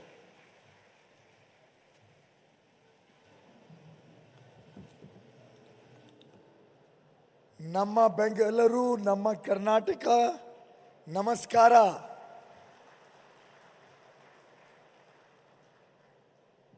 Honorable Governor of Karnataka, Shri Thawarchand Gehlot ji, Honorable Chief Minister of Karnataka, and my good friend, my brother, Shri Basavaraj Bommai ji, Honorable Finance Minister of India, who has steered the country, steered the economy through very tough times through the last years of pandemic and now the serious geopolitical situation, Honorable Srimati Nirmala Sitharaman ji, my good friend and brother Prahlad Joshi ji, Rajiv Chandrasekhar ji,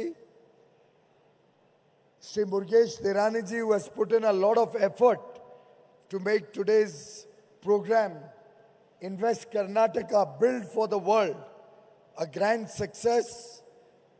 Captains of industry, other distinguished dignitaries on the dais, off the dais, friends of the media, ladies and gentlemen. Truly delighted to be a part of this very, very exciting journey that Karnataka is embarking upon today. In fact, I was wondering with the presence of the Honorable Finance Minister today, whether the mint has shifted to Bangalore and to Karnataka. Because I think you are minting a lot of money into Karnataka with the 7 lakh crore plus projects coming into the state of Karnataka. My congratulations to the government of Karnataka. Bommai ji, Nirani ji, all your colleagues, the bureaucracy and officials of Karnataka deserve the highest accolades for the detail in which they have gone to attract industry to Karnataka, for their unstinted effort to make Karnataka the place to do business in, the place to invest in, to make it easier to do business here, to improve the logistics here, to support the startup ecosystem here, and in almost every ranking that is being done by the central government among states, we find Karnataka perform exceedingly well, a real destination to be in, to invest in, to make in, and to serve from. And very clearly, wherever I go in the world, I can see huge excitement about coming to Bengaluru, coming to Karnataka, and working over here. Only yesterday, I was doing a call with my counterpart, the Commerce Secretary of the United States of America, and we were finalizing our next commercial dialogue, which will be held in India sometime in February next year. And in the course of the conversation, she expressed a very serious interest to come to Bengaluru and experience Karnataka. Very recently, at the Silicon Valley, while I was engaged with interactions with industry, with innovators, with investors, in San Francisco, Palo Alto, Los Angeles, you could perceptibly see the resonance of Karnataka, particularly in the IT space, in the research and development space, in the space of innovation, in the space of future technologies. And I'm sure hearing from them about their huge investment plans in Karnataka, hearing from international Fortune 500 companies, the way they are looking to grow and expand their operations in and around Bengaluru and other parts of Karnataka, I almost felt it was like a rerun of the movie Kantara. I'm told the movie was a low-budget film. With a very small investment, the movie was made. And it showcases indigenous art forms, the culture of Karnataka.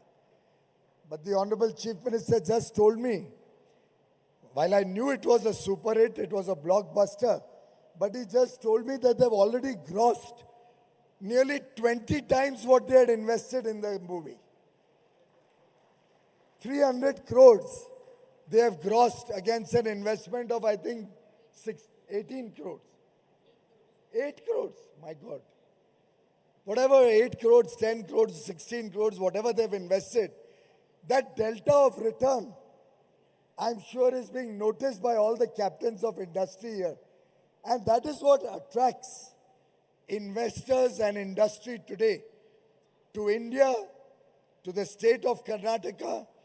And I have no doubt in my mind that the ecosystem that's been created in Karnataka will continue to attract more and more people to Karnataka, to attract industry, big and small, to enjoy the fruits of the very progressive industrial policies, investment policies, research and development policies, innovation policies, textile policy that Karnataka has offered to the world.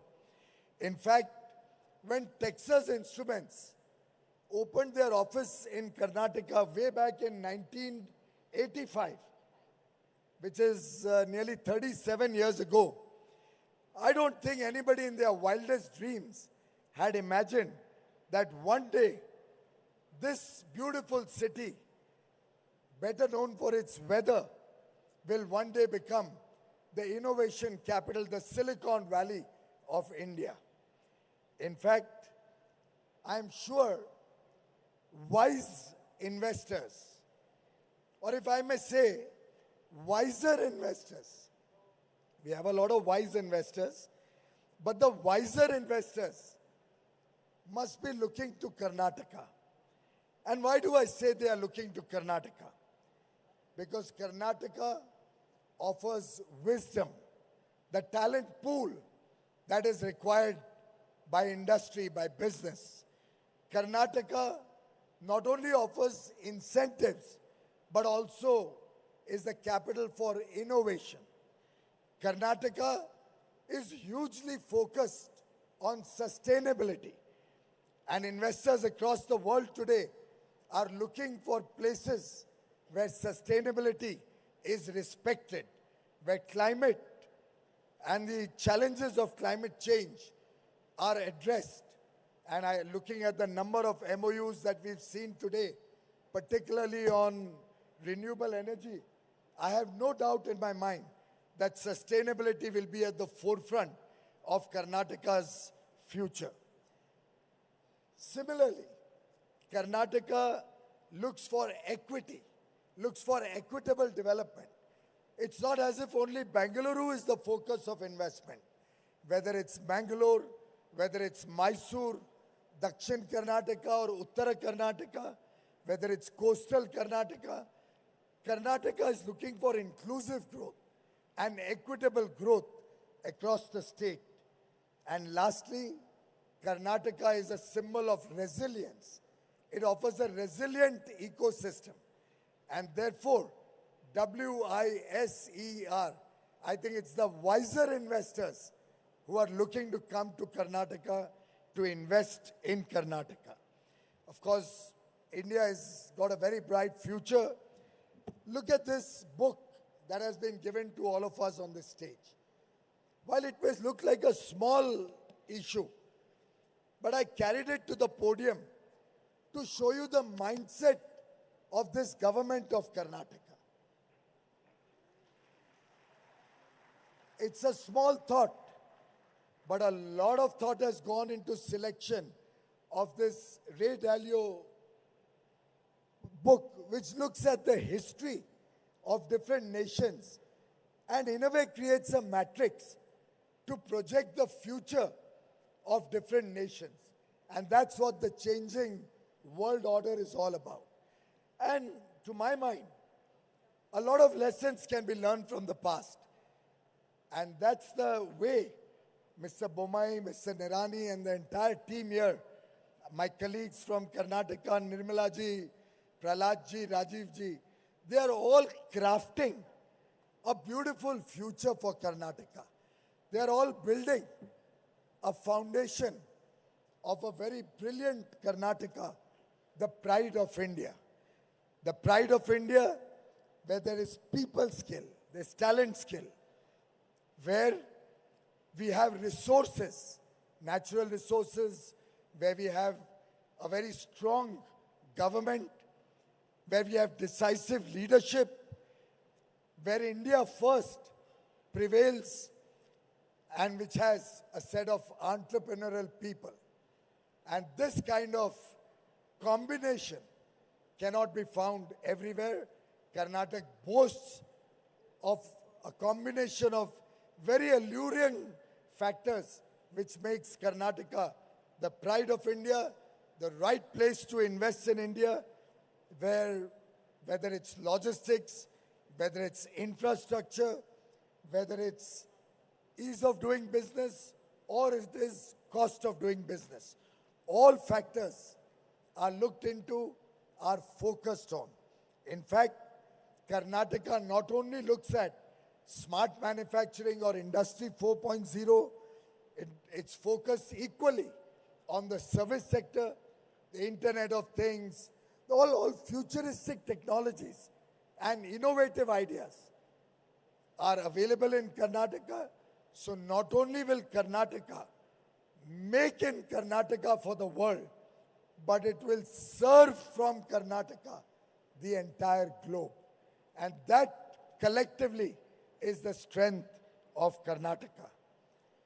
Friends, today the world looks at India as a trusted partner. Through the pandemic, we met all our international obligations. Not for a single day did any company around the world have to suffer a disruption in their supply chains. And all those who had an element of that supply chain in Karnataka are happy that Karnataka made the enabling environment which did not let down anybody in the world. And therefore, I can clearly see that trust resonating in a large amount of investor interest, leading to an investment potential of at least 7 lakh crores. I can see that some investors are also looking at increasing their potential investments in this state. And I have no doubt, under the leadership of Chief Minister Bommai and his colleagues, and the very, very sensitive bureaucracy that we have here, we'll be able to fructify these investments, put them on the ground fast, and ensure the prosperity of every person in Karnataka. In fact, I think the time has come that the government and investors in Karnataka not only look for gold.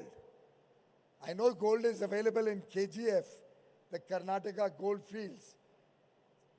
But just like you are looking at prosperity in your businesses, you're looking at prosperity for the people of Karnataka, I invite all of you to invest in Karnataka, to invest in growth, to invest in the future.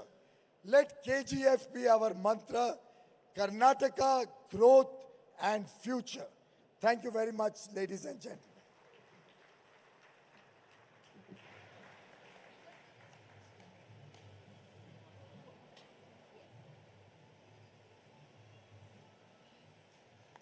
The Honorable Union Minister Shri Piyush Goyal has complimented the efforts of Government of Karnataka under the able leadership of Chief Minister Shri Basavaraj Bommai. Thank you, sir, for your encouraging words. Thank you, sir. And ladies and gentlemen, we are all ears to listen to her. Please put your hands together and please welcome Honorable Union Minister for Finance, Srimati Nirmala Sitharaman. Ma'am, we wait for your address.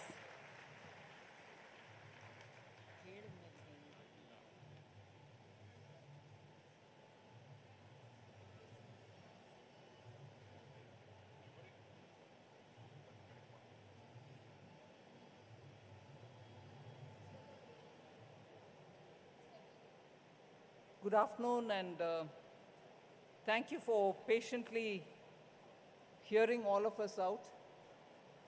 Honorable Chief Minister, Honorable Governor Tawarchand Gehlot, my colleagues in the Union Council of Ministers, also the ministers from Karnataka government,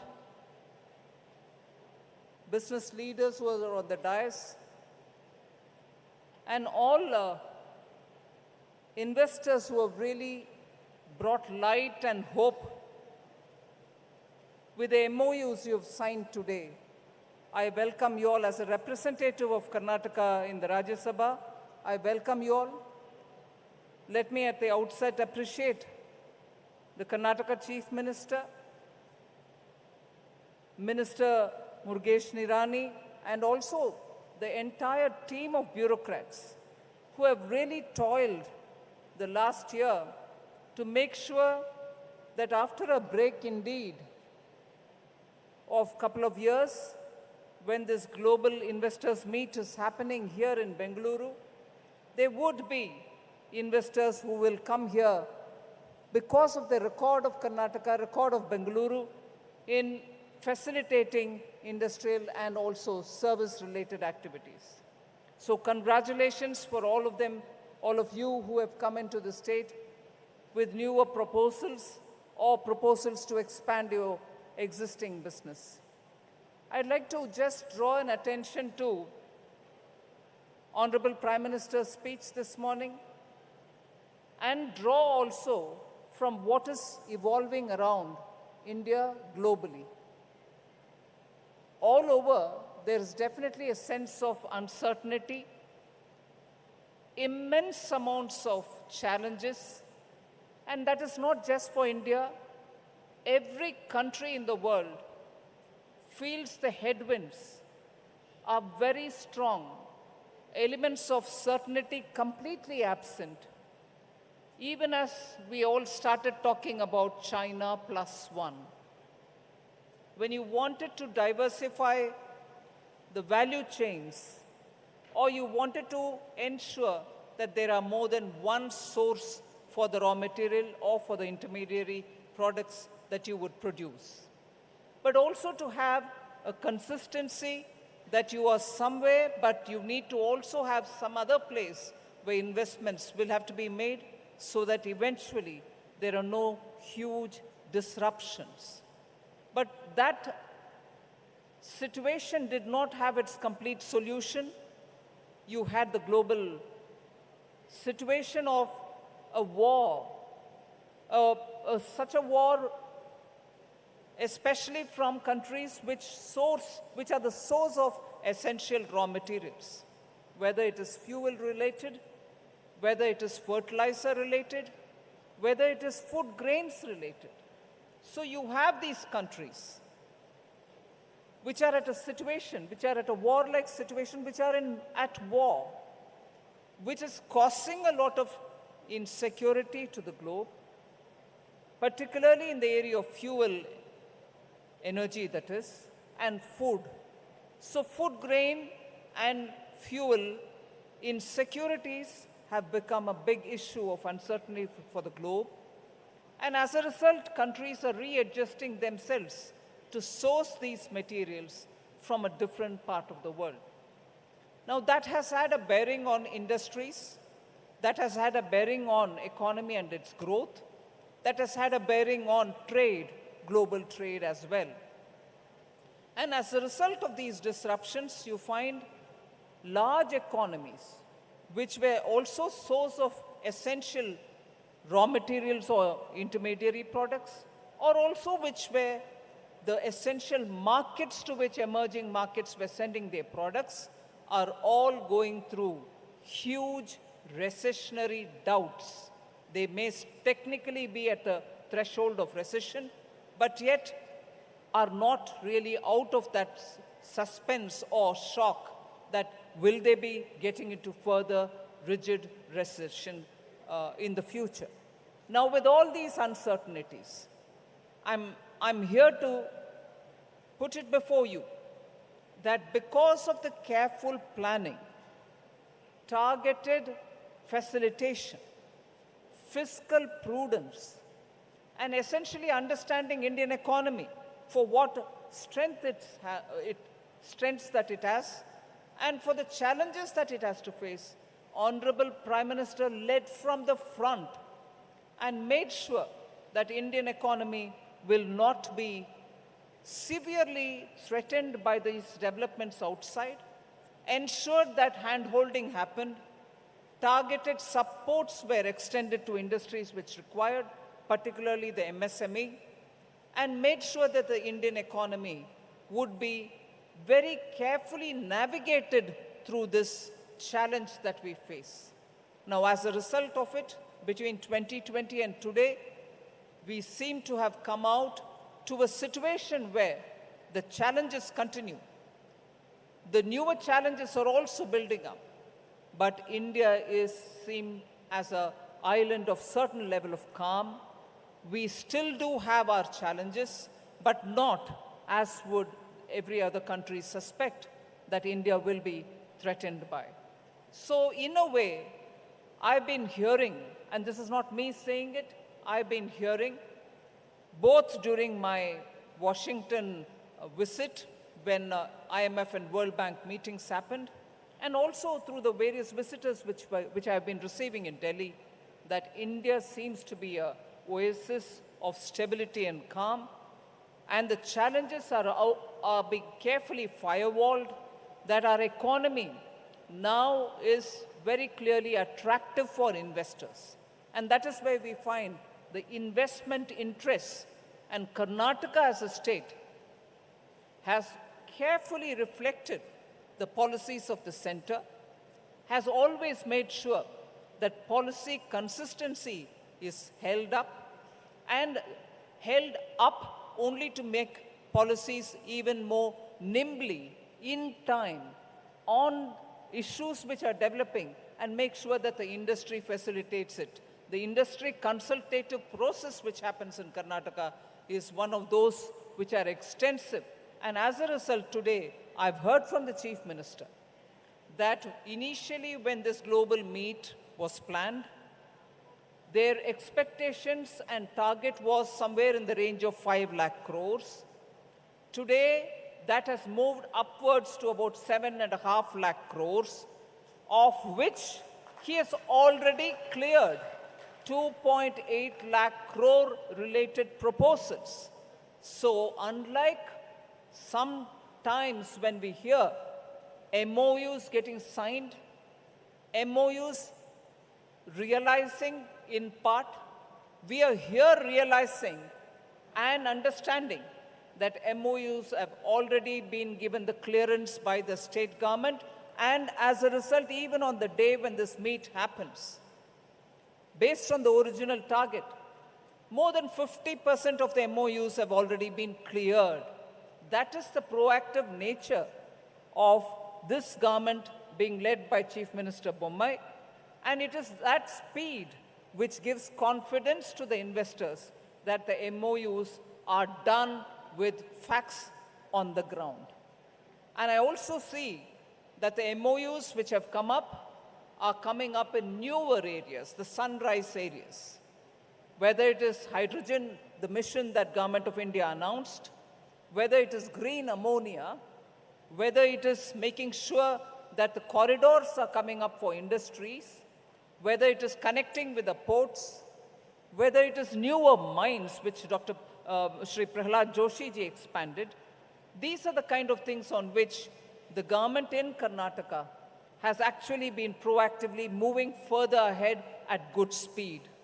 As a result, you find investors taking interest, not just for a Karnataka which is top on the service sector because of the presence of IT companies, but also because of the traditional old India industries which are core to production. The steel, the aluminum, and also many others such which help in the core businesses to provide that backbone for industrial development. So the old exists with the new sunrise, and the policies like the industrial policy, the energy policy, the IT policy, all of which I've been periodically hearing from both Mr. Murugesh Nirani and Minister Ashwath Narayan, both of whom have been constantly making sure that the industry benefits because of the consultation through the policies coming out in time. So just for records, and because all of you all are here, I thought it is important for me to summarize those particular areas in which Karnataka has stood out, as a result of which today we see a lot of interest among investors. Permit me to rapidly read out few of those which are noteworthy achievements of Karnataka. I already said that the state's new IT policy, 2020-25, is a very big step, and it also looks at electronic system design manufacturing, telecom services in 6 clusters. That's a major move forward for any state. And those clusters are going to be not in Bengaluru, but outside. Mangaluru, Tumkuru, Mysuru, Hubli, Shivamogga, and Kalaburgi. Now, that is taking development beyond Bengaluru, not just for IT, but also for other industries. The one district, one product is something which the state is moving fast on. Land reforms are happening. Similarly, the renewable energy policy of the state is something which I think is very rewarding. And as a result, you have a lot of investments happening in the renewable energy area as well. There's also enhanced facilitation process to ensure greater transparency. Industry wants stability of policy. Industry also wants transparency. They do not want to be harassed by rent seekers at any level. And because of this facilitation process, to ensure transparency, Karnataka is sending a message that industry here will mean that they will be facilitated through policy and no rent seekers will be entertained. I commend the Chief Minister for having come up with this, because at a time when industries are moving out of different destinations, such as China, and also Europe now, because they're going through a very trying period, industries are moving out to destinations which are going to be attractive for other than just tax incentives. The one list which I'll certainly draw your attention to. Karnataka is a leader in many sectors. First in renewable energy, because 63% of all our installed capacity lies in renewable energy. First in electrical vehicle innovation. Home to about 7+ auto OEMs, original equipment manufacturers, more than 7 of them are here, and 50+ auto component manufacturers are here. And 45+ electric vehicle startups are in Karnataka. We cannot miss that. That's the ecosystem which you, the investors, would prefer to have. First in IT exports, and second in total exports across all Indian states. So you actually are in a state which is so dynamic and performing. Also, first in aerospace and defense manufacturing. No wonder investments are coming in for the newer areas. First in machine tools, manufacturing again. First in biotech production and also in biotech exports. First in electronic design and in R&D in India. So I just want the canvas laid out before us to understand the state which is rapidly moving in performing better, setting high benchmarks, and as a result, this is what is going to behave like a magnet for investors to come in. Now, the one important, at a national level, the one important feature of Karnataka, it's a major job generator. And on that, I would like to tell you, so when you're moving in from different parts of the world, you're coming in because of the policy consistency, you're coming in because there is a policy at the Government of India level which gets matching response in a state, so the two engines are working together and therefore powerfully. But the more important thing is you're coming here because the policy is nimble and takes you forward fast. Equally, it's also the state which has the knowledge base, the number of skill sets that the youth here have is an attraction that you're coming in. That gets summarized in this one point. Karnataka is a major job generator. Having produced 10% of all the formal jobs in the country, while contributing 8.8% to the national GDP, whilst its population is only 5% of the total national population. 5% population contributes 8% to the gross domestic, 8.8% to the gross domestic GDP, and therefore the biggest job creator, that is about 10% of all the jobs, formal jobs in the country, is generated here. So I would not go further to talk about the other features of Karnataka, but I wish to assure all the investors that the state is absolutely very nimble-footed to make sure that the policies are going to be kept abreast of the global development at a time when all of you all are trying to move in. Here is a state which has showcased itself for all the previous achievement and assuring that even now, from now for the next 25 years, during Amrit Kal, Karnataka will be the essential foundation for very many investors to come into India and contribute from here to the entire globe. So thank you very much for giving me this opportunity. I hope the investors will be serviced and absolutely facilitated well, both by the Government of India and by Government of Karnataka. We assure you the maximum cooperation from our side and wish you all the very best in your future. Thank you very much. Thank you to all. Karnataka ಕುರಿತಾಗಿ ಬಹು ಮೆಚ್ಚುಗೆಯ ಪ್ರೋತ್ಸಾಹದಾಯಕ ಬೆನ್ನು ತಟ್ಟುವ ನುಡಿಗಳನ್ನು ಹಂಚಿಕೊಂಡಿದ್ದಾರೆ ಮಾನನೀಯ ಕೇಂದ್ರ ಸಚಿವೆ Shrimati Nirmala Sitharaman. Profound thanks to you, ma'am, for all your good words and warm wishes. Thanks once again. Well, ladies and gentlemen, now as the world moves towards sustainable transportation, Karnataka is leading the way through its friendly policies and robust ecosystem, also empowering organizations to rethink and recreate sustainable automotive solutions. And now, this film on EV, which captures the essence of Karnataka's greatest strength, its R&D environment and the numerous tech startups which are crucial to the journey forward. Let's have the film, please.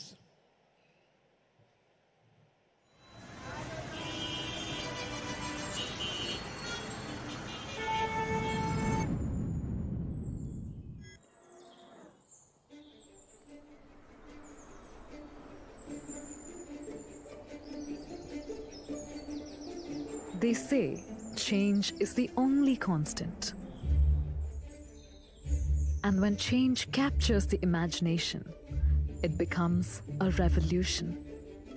We in Karnataka are excited to be a part of the global dream of sustainable transportation. Innovations that will make vehicles cleaner, greener, faster, smarter. We were pioneers in developing electric vehicles. Today, our ecosystem drives the future.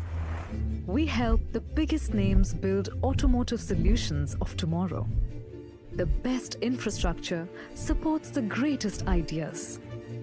As brands push to solve the most challenging problems, we empower them.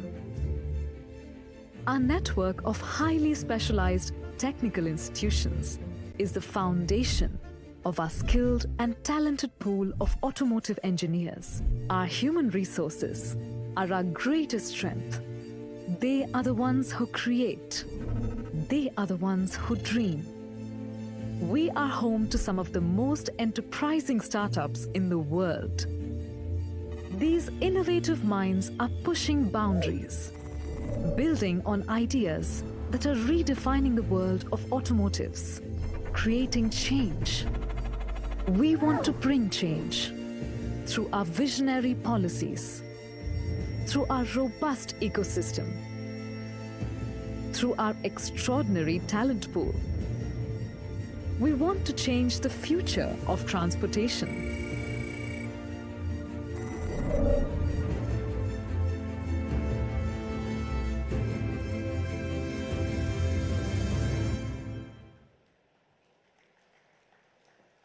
ಧನ್ಯವಾದಗಳು. Well, ladies and gentlemen, Karnataka has been a leader in renewable energy, and 8 companies have confirmed their plans to further cement this position. Total investments of more than rupees 1.27 lakh crore have been confirmed across solar, wind, hydro and hybrid projects, pumped hydro storage project and upcoming technology with potential to disrupt the entire renewable landscape is also being mooted in Namma Karnataka.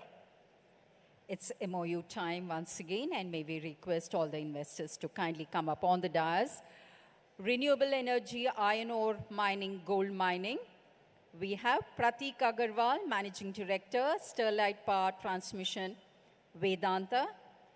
Investment to the tune of 80,000 crores. 80,000 ಕೋಟಿಯ investment. After that, wind, solar, hybrid power projects. Mr. Pradeep CA, AGM of Azure Power India, an investment of 13,300 koti, 13,300 crores. Wind solar hybrid power projects, Shivanand Nimbargi, MD of Aina Renewable Power, 12,000 crores. Pumped storage project, Devanand V, founder and CEO, Leap Green Energy, 7,500 crores. Wind solar hybrid power projects, and Lorenzen, CEO, EDF Renewables India, 5,500 crores. Wind solar hybrid power project subsector, Jaideep Sin U, Chudasma General Manager, Torrent Power, 5,000 crores, 5,000 koti. Solar power project, Santosh Narayan, Group Head Project Development from Tata Power Renewable Energy, 3,000 crores. And finally, wind solar hybrid power projects, Mahesh Arali, Director, Vena Energy India, 1,300 crores. Ladies and gentlemen, Mr. Pratik Agarwal, Mr. Pradeep CA, Mr. Shivanand Nimbargi, Mr. Devanand, Mr. Arn Lorenzen, Mr. Jaideep Sin, Mr. Santosh Narayan, and Mr. Mahesh Arali. Ladies and gentlemen, we request all of you to kindly stay back. We are going to have the speeches from the Honorable Chief Minister and Governor after this. So kindly stay back. ಅನೇಕರು ಈಗಾಗಲೇ ಓಡಾಟದಲ್ಲಿ ನಿರತರಾಗಿದ್ದೀರಿ. ಕೆಲವೇ ಸಮಯ ನಿಮ್ಮಿಂದ ಬೇಡ್ತಾ ಇದ್ದೇವೆ. ಕಾರಣ ಸನ್ಮಾನ್ಯ ಮುಖ್ಯಮಂತ್ರಿಗಳು, ಮಾನನೀಯ ರಾಜ್ಯಪಾಲರು ಈ ಉದ್ಘಾಟನಾ ವಿಧಿಯಲ್ಲಿ ತಮ್ಮ ನುಡಿಗಳನ್ನು ಹಂಚಿಕೊಳ್ಳಲಿದ್ದಾರೆ. And now, let's put our hands together and convey our hearty congratulations and good wishes to this team.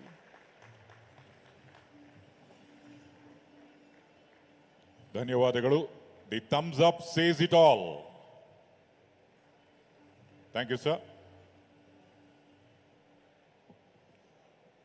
ಇನ್ನೀಗ ಆದರಣೀಯ ಮುಖ್ಯಮಂತ್ರಿಗಳ ನುಡಿಗಳನ್ನು ಆಲಿಸುವ ಸಮಯ. Ladies and gentlemen, it's our privilege and pleasure to request the Honorable Chief Minister of Karnataka, Shri Basavaraj S. Bommai, to address all of us. Put your hands together ಮತ್ತು ಸ್ವಾಗತಿಸಿ ಶ್ರೀ ಬಸವರಾಜ್ ಬೊಮ್ಮಾಯಿ ಅವರನ್ನು.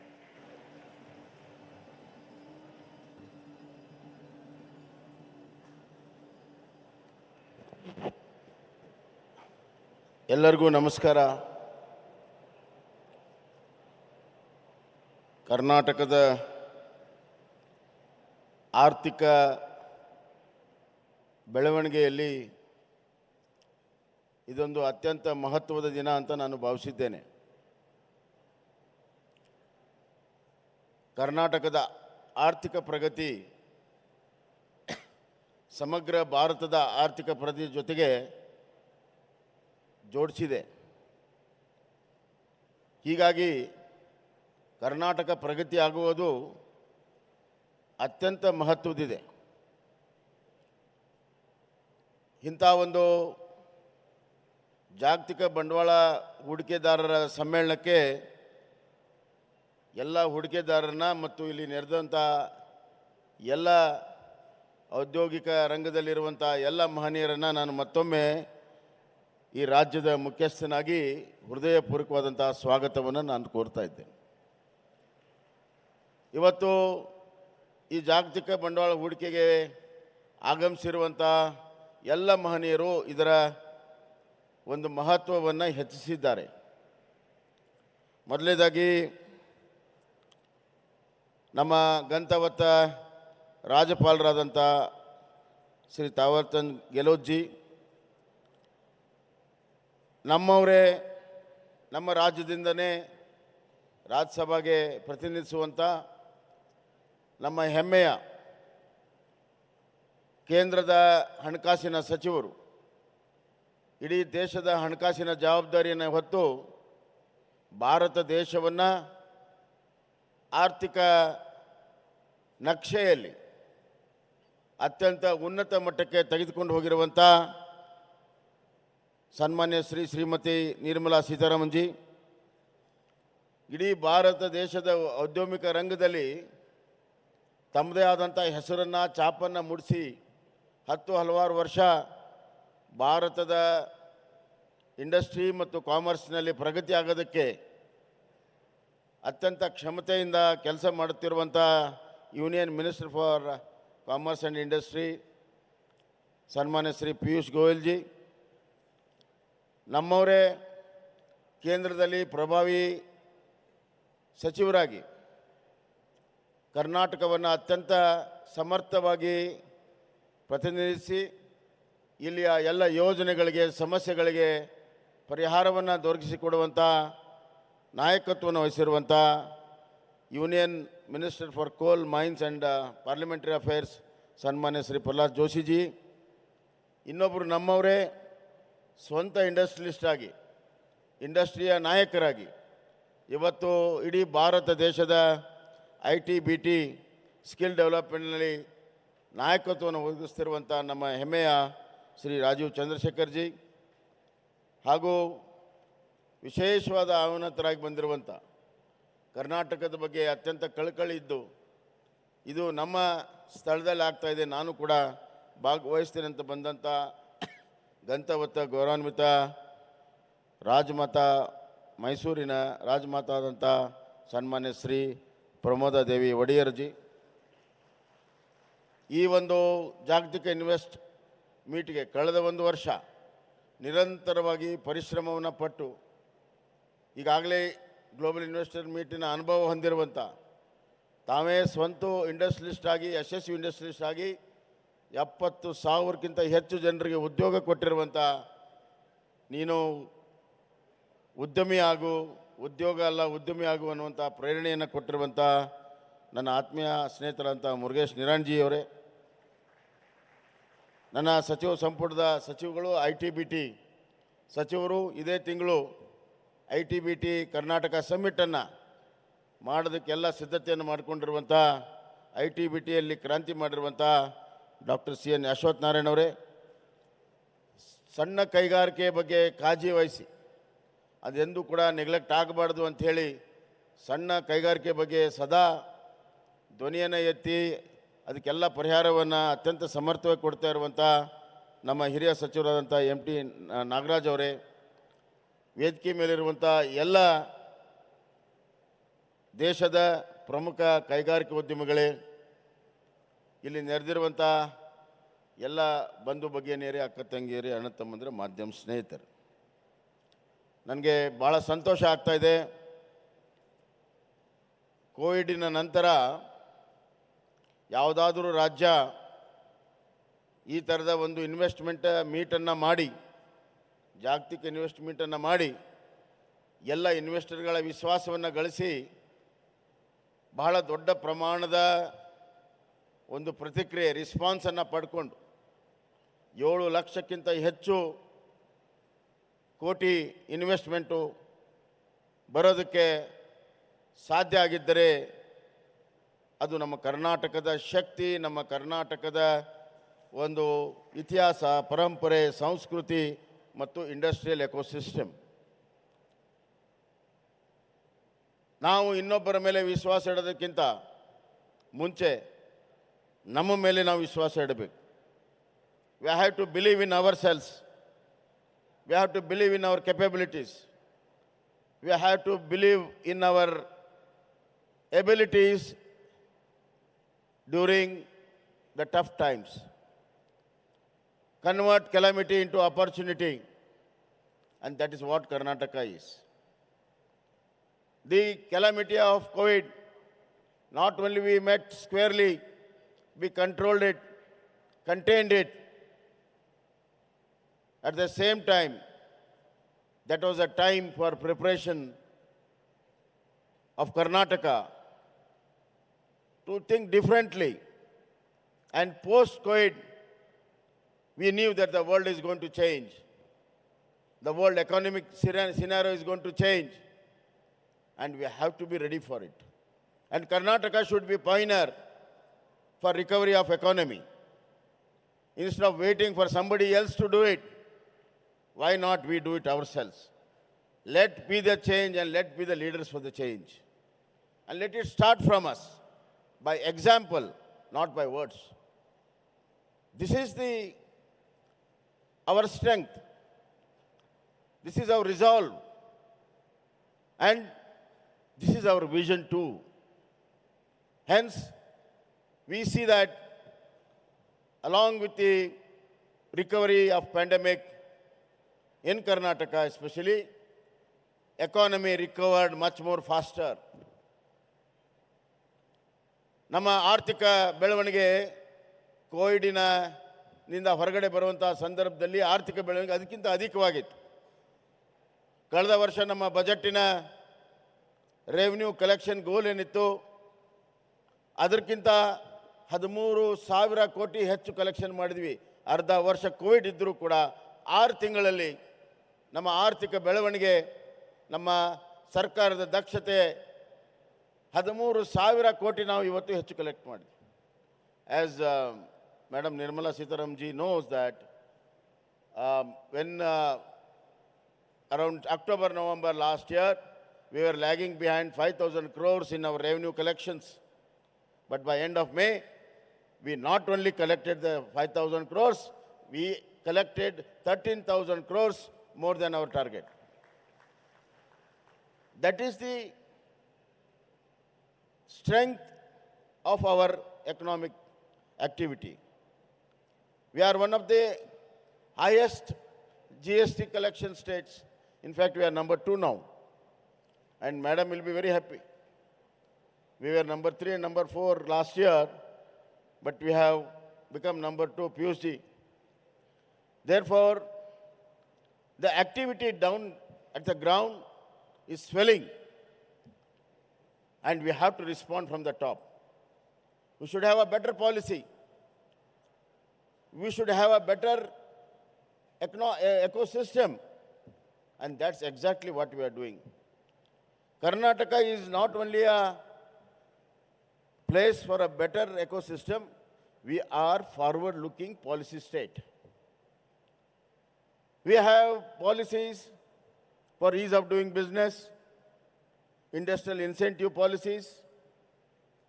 Apart from that, we have got policies on semiconductors. We have got policy on EV. Plus, this year, we have brought in policy for encouragement of R&D. Karnataka is the first state to bring in policy for R&D. In a sentence, if you want to describe it, R&D policy is we're going to encourage the R&D from garage to the biggest institutions. And to complement our R&D policy, we have got niche institutions like Indian Institute of Science.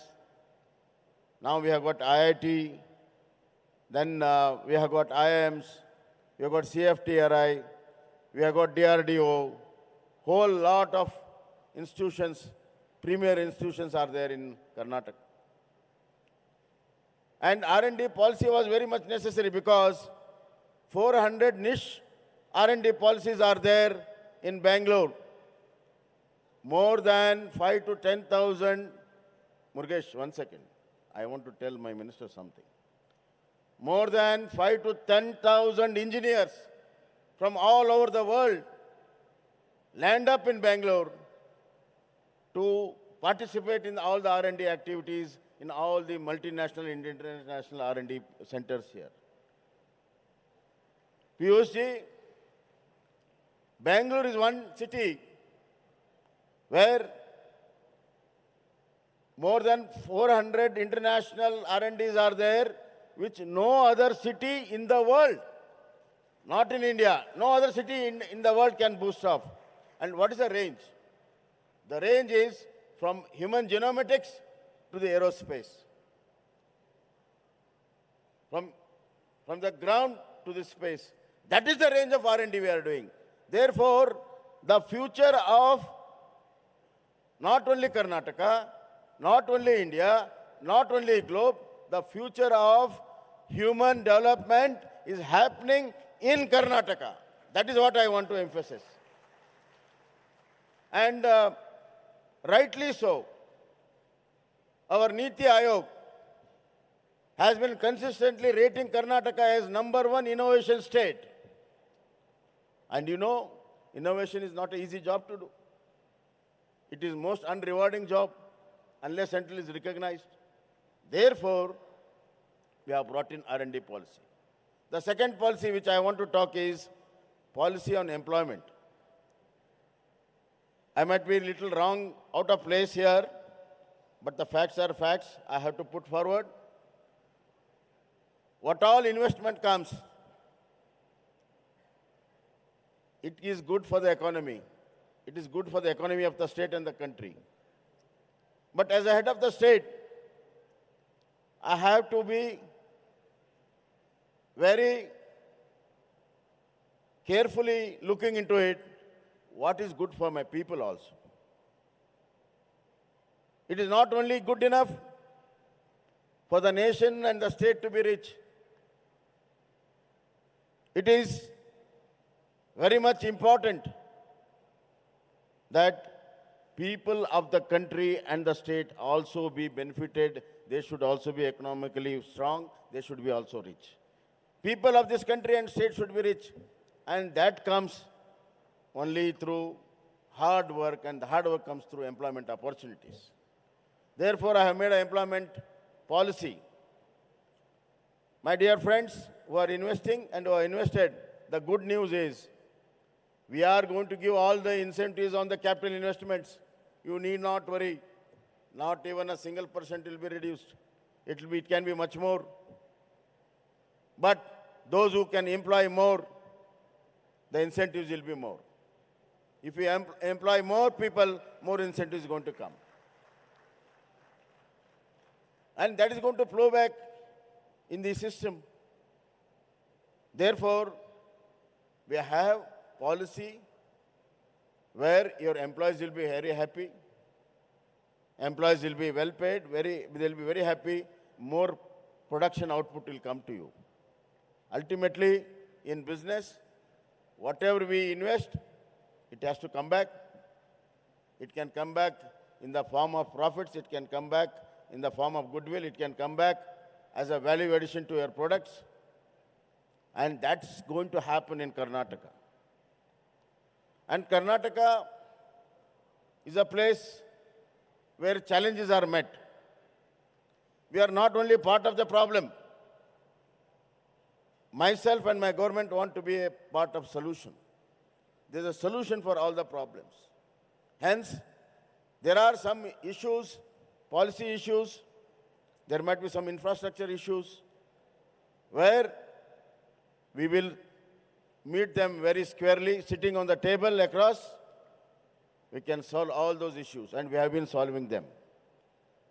So I want to assure every investor that please come, invest, be prosperous, make the state prosperous, and more than anything else, have a good experience of investment, good experiment of business doing.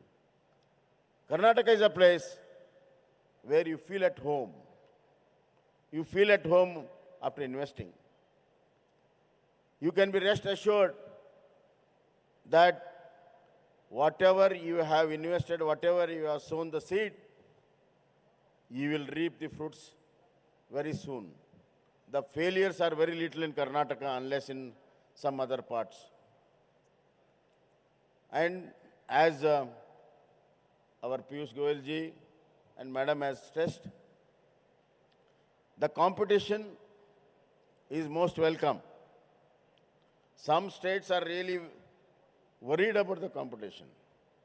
But I am the one who welcomes the competition. Competition keeps us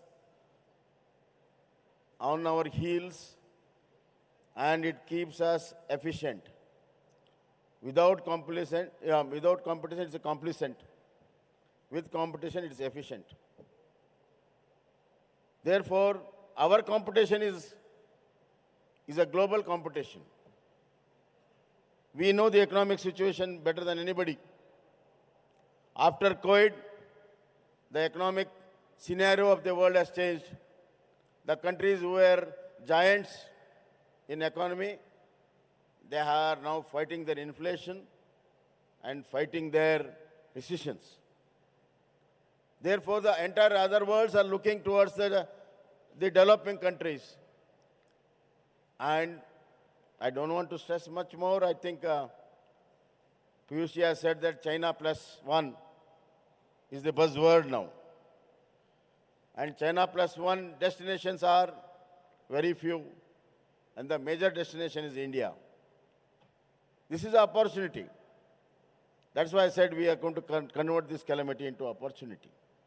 Hence, we are making a special study on this, and we're going to amend a lot of things in favor of the investors so that we take the best of the advantage of the global scenario and compete with the other third world countries where high productivity rate is there. I want Karnataka to be a high productivity rate, highly efficient productions, highly quality productions, and we're going to stress on that. There is no magic in economy. There is no magic in economy, only results. So what matters is results. Therefore, all my concentration is, after this investor meet, to convert this investment into reality. The investment on paper should be on the ground. That is my aim.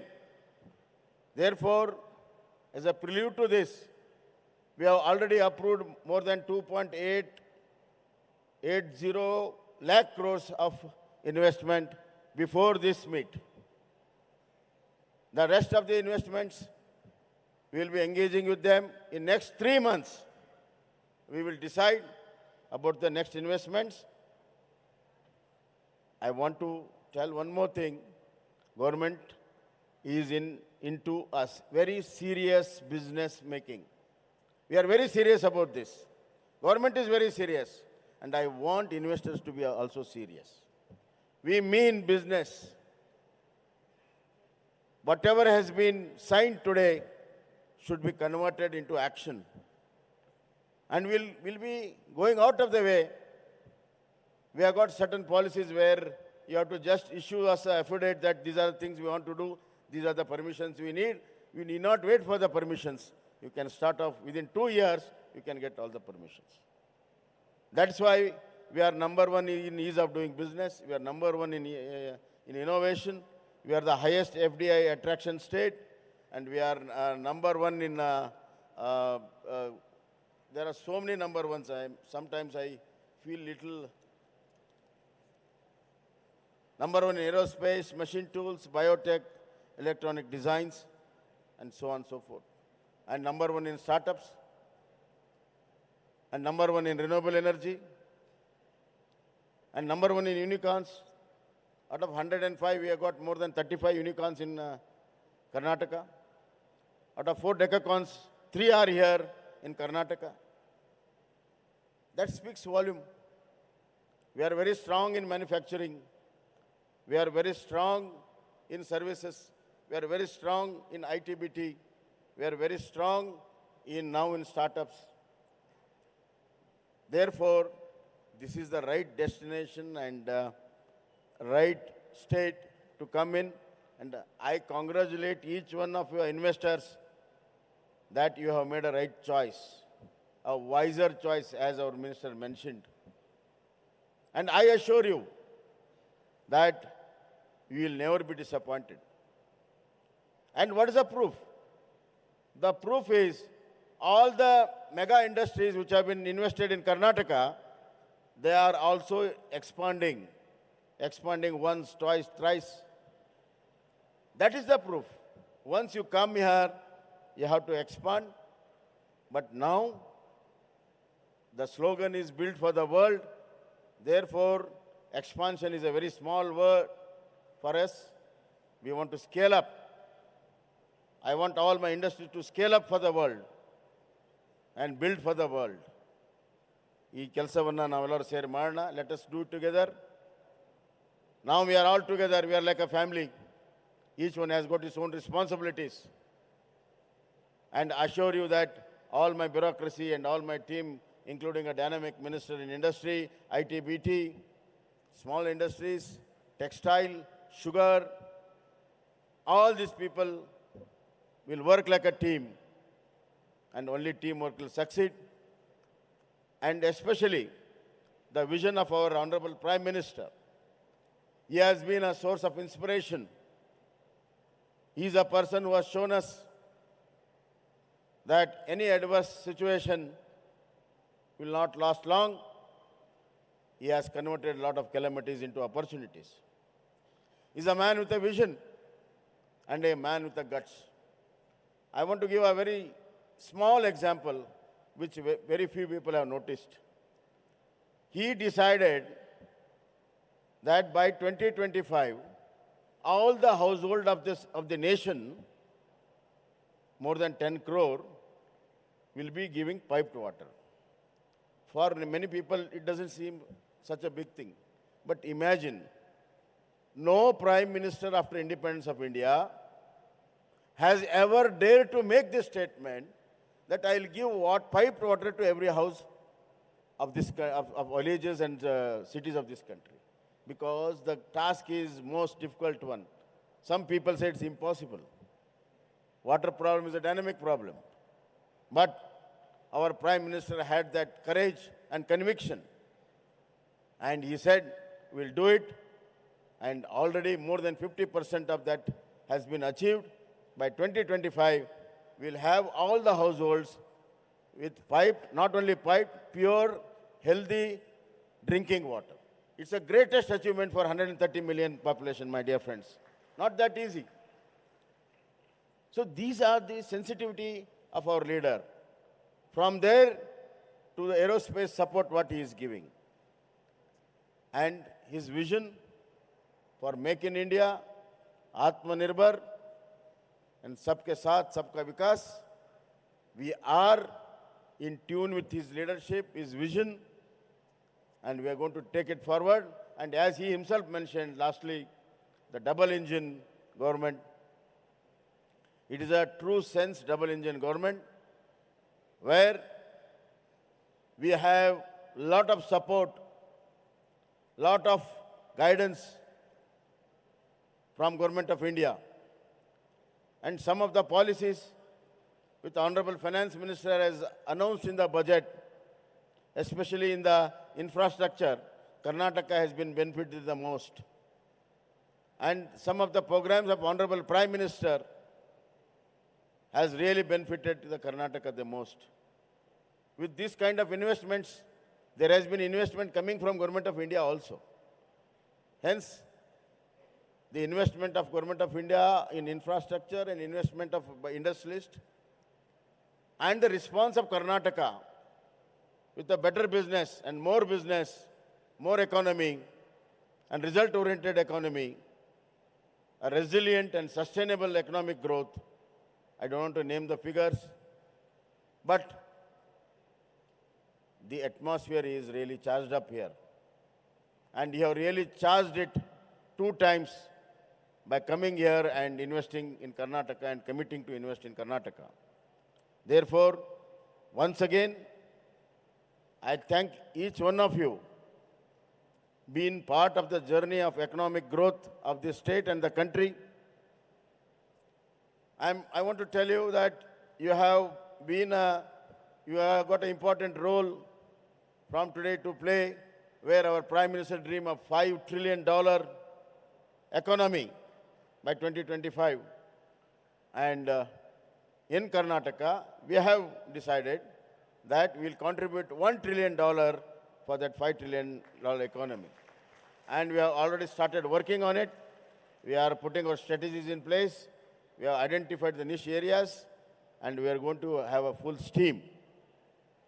Some people asked me, some press people asked me that after COVID, how dare you can do this? And especially you are going for elections in the month of May. The amount of investment which has come, it shows the faith of the investor which they have reposed in us. I answered him that we have got faith in our people, we have got faith in the strength of Karnataka, we have got faith in the investors, and I assure all the investors that we will be there next year and that other next year to hand-holding, not only hand-holding, walking with you shoulder to shoulder. Our government will be there to implement this. That is the commitment. That is the confidence which I want to repose to all the investors as well as the people of Karnataka. That's why I am going to declare that next Karnataka, Invest Karnataka Global Investors Meet will be in 2025 January. That is the confidence which I want to repose. Thank you once again, everybody. A big thank you. ಎಲ್ಲರಿಗೂ ಅನಂತ ಧನ್ಯವಾದಗಳು, ಕೃತಜ್ಞತೆಗಳು. ಮತ್ತು ವೇದಿಕೆ ಮೇಲೆ ಇರುವಂಥ ಗಂತವತ್ತ ಗವರ್ನರಿಂದ ಹಿಡಿದು, ಕೇಂದ್ರ ಸಚಿವರಿಂದ ಹಿಡಿದು, ನನ್ನ ಸಚಿವ ಸಹೋದರಗಳು ಮತ್ತು ಎಲ್ಲ ಉದ್ಯಮಿಗಳು ಮತ್ತು ಎಲ್ಲ ಅಧಿಕಾರಿಗಳಿಗೆ ನನ್ನ ಅನಂತ ಧನ್ಯವಾದಗಳನ್ನು ಹೇಳಿ ನನ್ನ ಮಾತನ್ನು ಮುಗಿಸ್ತೇನೆ. ಎಲ್ಲರಿಗೂ ಶುಭವಾಗಲಿ. ಧನ್ಯವಾದಗಳು. ನಮ್ಮ ಕರುನಾಡು ಅಭಿವೃದ್ಧಿಯ ಪಥದಲ್ಲಿ ಸದಾ ಸರ್ವದಾ, scaling better heights every minute. Assuring, promising words shared by Honorable Chief Minister of Karnataka, Shri Basavaraj Bommai. ದೊಡ್ಡ ಚಪ್ಪಾಳೆಯೊಂದಿಗೆ ಅವರಿಗೆ ನಮ್ಮ ಕೃತಜ್ಞತೆಗಳನ್ನು ಸಲ್ಲಿಸೋಣ. Thank you so much, sir. Well, ladies and gentlemen, we now request the Honorable Governor of Karnataka, Shri Thawarchand Gehlot ji, to address all of us. Devi aur sajjano, swagat kijiye the Honorable Governor of Karnataka, Shri Thawarchand Gehlot.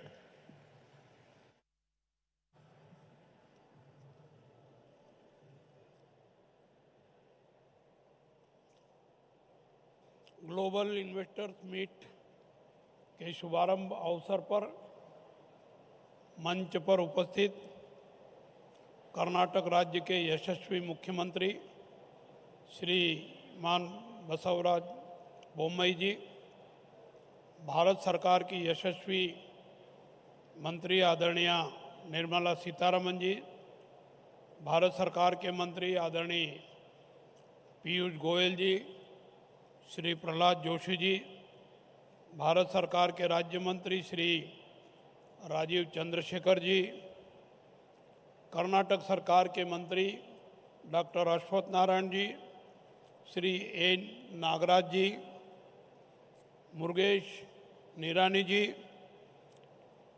Mysore राज परिवार से संबंधित वहाँ की मुखिया श्रीमती प्रमोदा देवी वाडियार जी, Toyota Kirloskar Motors के vice chairman Shri Vikram Kirloskar जी, आदरणीय जे सहगल जी, विप्रो के chairman Shri Rishad Prem ji, भारतीय इंटरप्राइजेज के वाइस चेयरमैन श्री राजन भारती मित्तल जी, JSW ग्रुप के चेयरमैन श्री सज्जन जिंदल जी,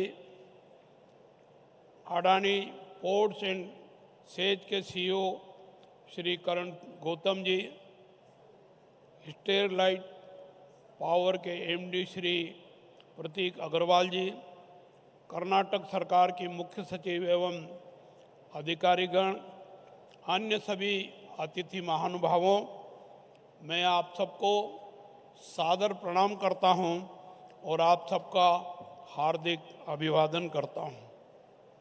कर्नाटक राज्य आप सब जानते हैं भारत का प्रगतिशील राज्य है।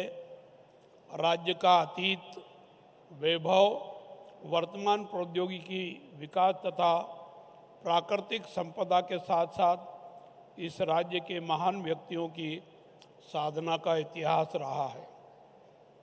देश में निवेश प्राप्त करने वाले राज्यों में कर्नाटक प्रमुख है और अप्रैल 2021 से मार्च 2022 तक FDI आकर्षित करने में ये पहले स्थान पर है। बहुत सारी उपलब्धियां कर्नाटक राज्य की है, मेरे पूर्व वक्ताओं ने उनका उल्लेख किया है, मैं उनको दोहराने की आवश्यकता महसूस नहीं करता हूं, परंतु ये बताना चाहूँगा कि उद्योग और आंतरिक व्यापार संवर्धन विभाग द्वारा व्यापार करने में सुगमता की रैंकिंग में कर्नाटक को टॉप अचीवर का स्थान दिया गया है। DPIIT की राज्य स्टार्टअप रैंकिंग 2021 में कर्नाटक सर्वश्रेष्ठ प्रदर्शनकर्ता के रूप में उभरा है। लीड्स 2022 की रिपोर्ट के अनुसार लॉजिस्टिक्स सुगमता के लिए कोस्टल कैटेगरी में अचीवर राज्य के रूप में वर्गीकृत भी हुआ है। कर्नाटक वैश्विक स्टार्टअप हब है। यहाँ ग्लोबली तीसरे सबसे अधिक स्टार्टअप्स है और देश में स्टार्टअप फंडिंग का 37% बेंगलुरु से है। Funding deal accounts, venture capital और प्राइवेट इक्विटी जैसे समस्त मामलों में कर्नाटक राज्य देश में सबसे ऊपर है। इसके अलावा भारत के 105 में से 40 यूनिकॉर्न और 4 डेकाकॉर्न में से 3 बेंगलोर में है। यह निश्चित रूप से उत्साहजनक है। भारत सरकार द्वारा और राज्य सरकार द्वारा निवेश को बढ़ावा देने और व्यापार को सुगम करने के लिए make in India, made in India, national infrastructure pipeline, reduction in corporate tax और व्यापार नीति उपाय, निवेश का गठन, परियोजना विकास, प्रकोष्ठ, एक जिला एक उत्पाद और 14 प्रमुख क्षेत्रों के लिए PLI योजना जैसी अनेक पहल की है। निश्चित रूप से इन योजनाओं का लाभ कर्नाटक और कर्नाटक के माध्यम से देश को प्राप्त हो रहा है। कर्नाटक में निवेश के लिए सभी आवश्यक संसाधन एवं इंफ्रास्ट्रक्चर उपलब्ध है। मेरे विचार में कर्नाटक में इन्वेस्ट करना निश्चित रूप से देश के हित में और जनहित में और कर्नाटक और राज्य के हित में है। मेरे विचार से पहले माननीय प्रधानमंत्री जी, कर्नाटक सरकार के मुख्यमंत्री एवं भारत सरकार और राज्य सरकार के मंत्रीगण तथा अन्य महानुभावों ने जो औद्योगिक क्षेत्र विकास और पूंजी निवेश के बारे में अनेक सुझाव दिए हैं। मैं आप सभी से अपील करता हूं कि आप भारत सरकार और राज्य सरकार की नीतियों और उपलब्ध संसाधन तथा सुविधाओं का लाभ उठाते हुए अधिकाधिक निवेश करके श्रेष्ठ कर्नाटक के साथ श्रेष्ठ भारत, आत्मनिर्भर भारत के निर्माण में सहभागी बनेंगे। मैं इस अवसर पर कर्नाटक सरकार, विशेषकर प्रदेश के मुख्यमंत्री और उनके मंत्रिमंडल के सदस्यों को इस आयोजन के लिए बधाई देता हूं, शुभकामनाएं देता हूं। और कर्नाटक सरकार ने जो मुख्यमंत्री जी ने अभी आश्वस्ति देते हुए अनेक मुद्दों पर आपको विश्वास दिलाया है, मैं उनसे सहमत हूं और आपसे निवेदन करना चाहूँगा कि जिन महानुभावों ने आज एमओयू किया है, इन्वेस्टमेंट की घोषणा की है, उन सब का हार्दिक स्वागत करते हुए अन्य महानुभावों से भी कर्नाटक में इन्वेस्ट करने की अपील करता हूं। मैं विश्वास दिलाता हूं कि कर्नाटक सरकार आपके एमओयू किए गए काम के लिए सक्रियता से, कर्तव्यनिष्ठा से, ईमानदारी से पूरा सहयोग करेगी और परियोजनाओं को पूरा करने में आपके साथ साथ कंधे से कंधा मिला करके प्रयास करेगी। निश्चित रूप से ये इन्वेस्टमेंट मीट कर्नाटक राज्य के साथ साथ देश के विकास के लिए भी काम करेगी, ऐसा मैं महसूस करता हूँ। मेरी बात को समाप्त करता हूँ। आप सबके प्रति यहाँ आने पर आभार व्यक्त करता हूँ और विश्वास व्यक्त करता हूँ कि आप और हम सब देश को विकसित राष्ट्र बनाने में सहभागी बनेंगे। जय हिंद, जय भारत।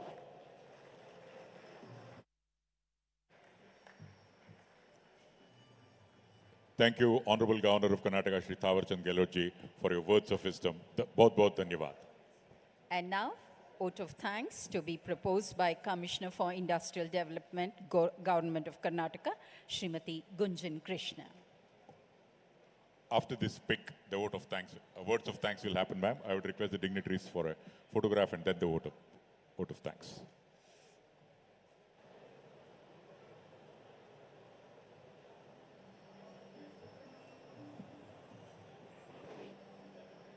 Namaskara.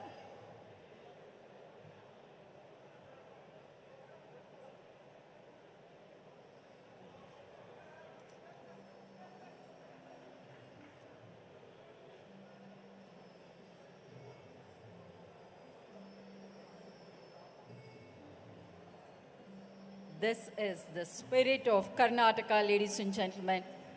ವೇದಿಕೆಯಲ್ಲಿರುವಂತಹ ಎಲ್ಲ ಗಣ್ಯರಿಗೆ ನಮ್ಮ ವಂದನೆಗಳನ್ನ ಅರ್ಪಿಸುತ್ತೇವೆ. ವಂದನಾರ್ಪಣೆ ಇದೀಗ ಶ್ರೀಮತಿ ಗುಂಜನ್ ಕೃಷ್ಣ ಅವರಿಂದ. We would request the dignitaries to kindly take a seat for the vote of thanks. Request all of you to kindly be seated, madam. Dignitaries on the dais. I would request Madam Gunjan Krishna for proposed vote of thanks. Respected dignitaries on the dais, ladies and gentlemen, it is my proud privilege to deliver vote of thanks for the 5th edition of the Global Investors Meet in West Karnataka 2022. First of all, I would like to show our heartfelt gratitude to the Honorable Prime Minister of India, Shri Narendra Modi ji, for leading us to Atmanirbhar Bharat. Sir, we would take your mantra of making India to a new level of build for the world. I would like to thank Honorable Governor of Karnataka, Shri Thawarchand Gehlot ji, for his kind presence and guidance. I would like to thank our dynamic Chief Minister, Shri Basavaraj Bommai ji, for his overall vision. It was under his leadership the entire event has been designed to ensure that the political leaders, business leaders, and thought leaders are brought on one platform to lay out the development agenda for the coming decades. I would like to thank Union Finance Minister Srimati Nirmala Sitharaman, Madam Ji, for giving us strong economic fundamentals even during tough times. I would like to thank Honorable Union Minister of Commerce and Industry, so on the popular demand, a big thank you to everyone on the dais, all the ladies and gentlemen. Kindly join us for lunch. Thank you so much. Ladies and gentlemen, with regards to the lunch break, for the media friends, it's on the left-hand side of the stage. All others, delegates can go on to the right-hand side. And immediately after lunch, we will have the inauguration at the exhibition hall. And thereafter, we will have the inauguration of exhibition at National Gallery of Modern Art. And the buses are arranged for you people to reach that inauguration session at National Gallery of Modern Art. And ladies and gentlemen, we will have the session on agri-tech and also the country partner session with Japan. Immediately after lunch, it will be agri-tech, and at 4:30 p.m. at Auditorium 2, a country partner session with Japan. And also, we come back this evening for a mesmerizing performance from a multi-Grammy Award winner at 7 p.m., Ricky Cage. Thank you. Mattomme ellarigu namaskara. ಧನ್ಯವಾದಗಳು. Take care.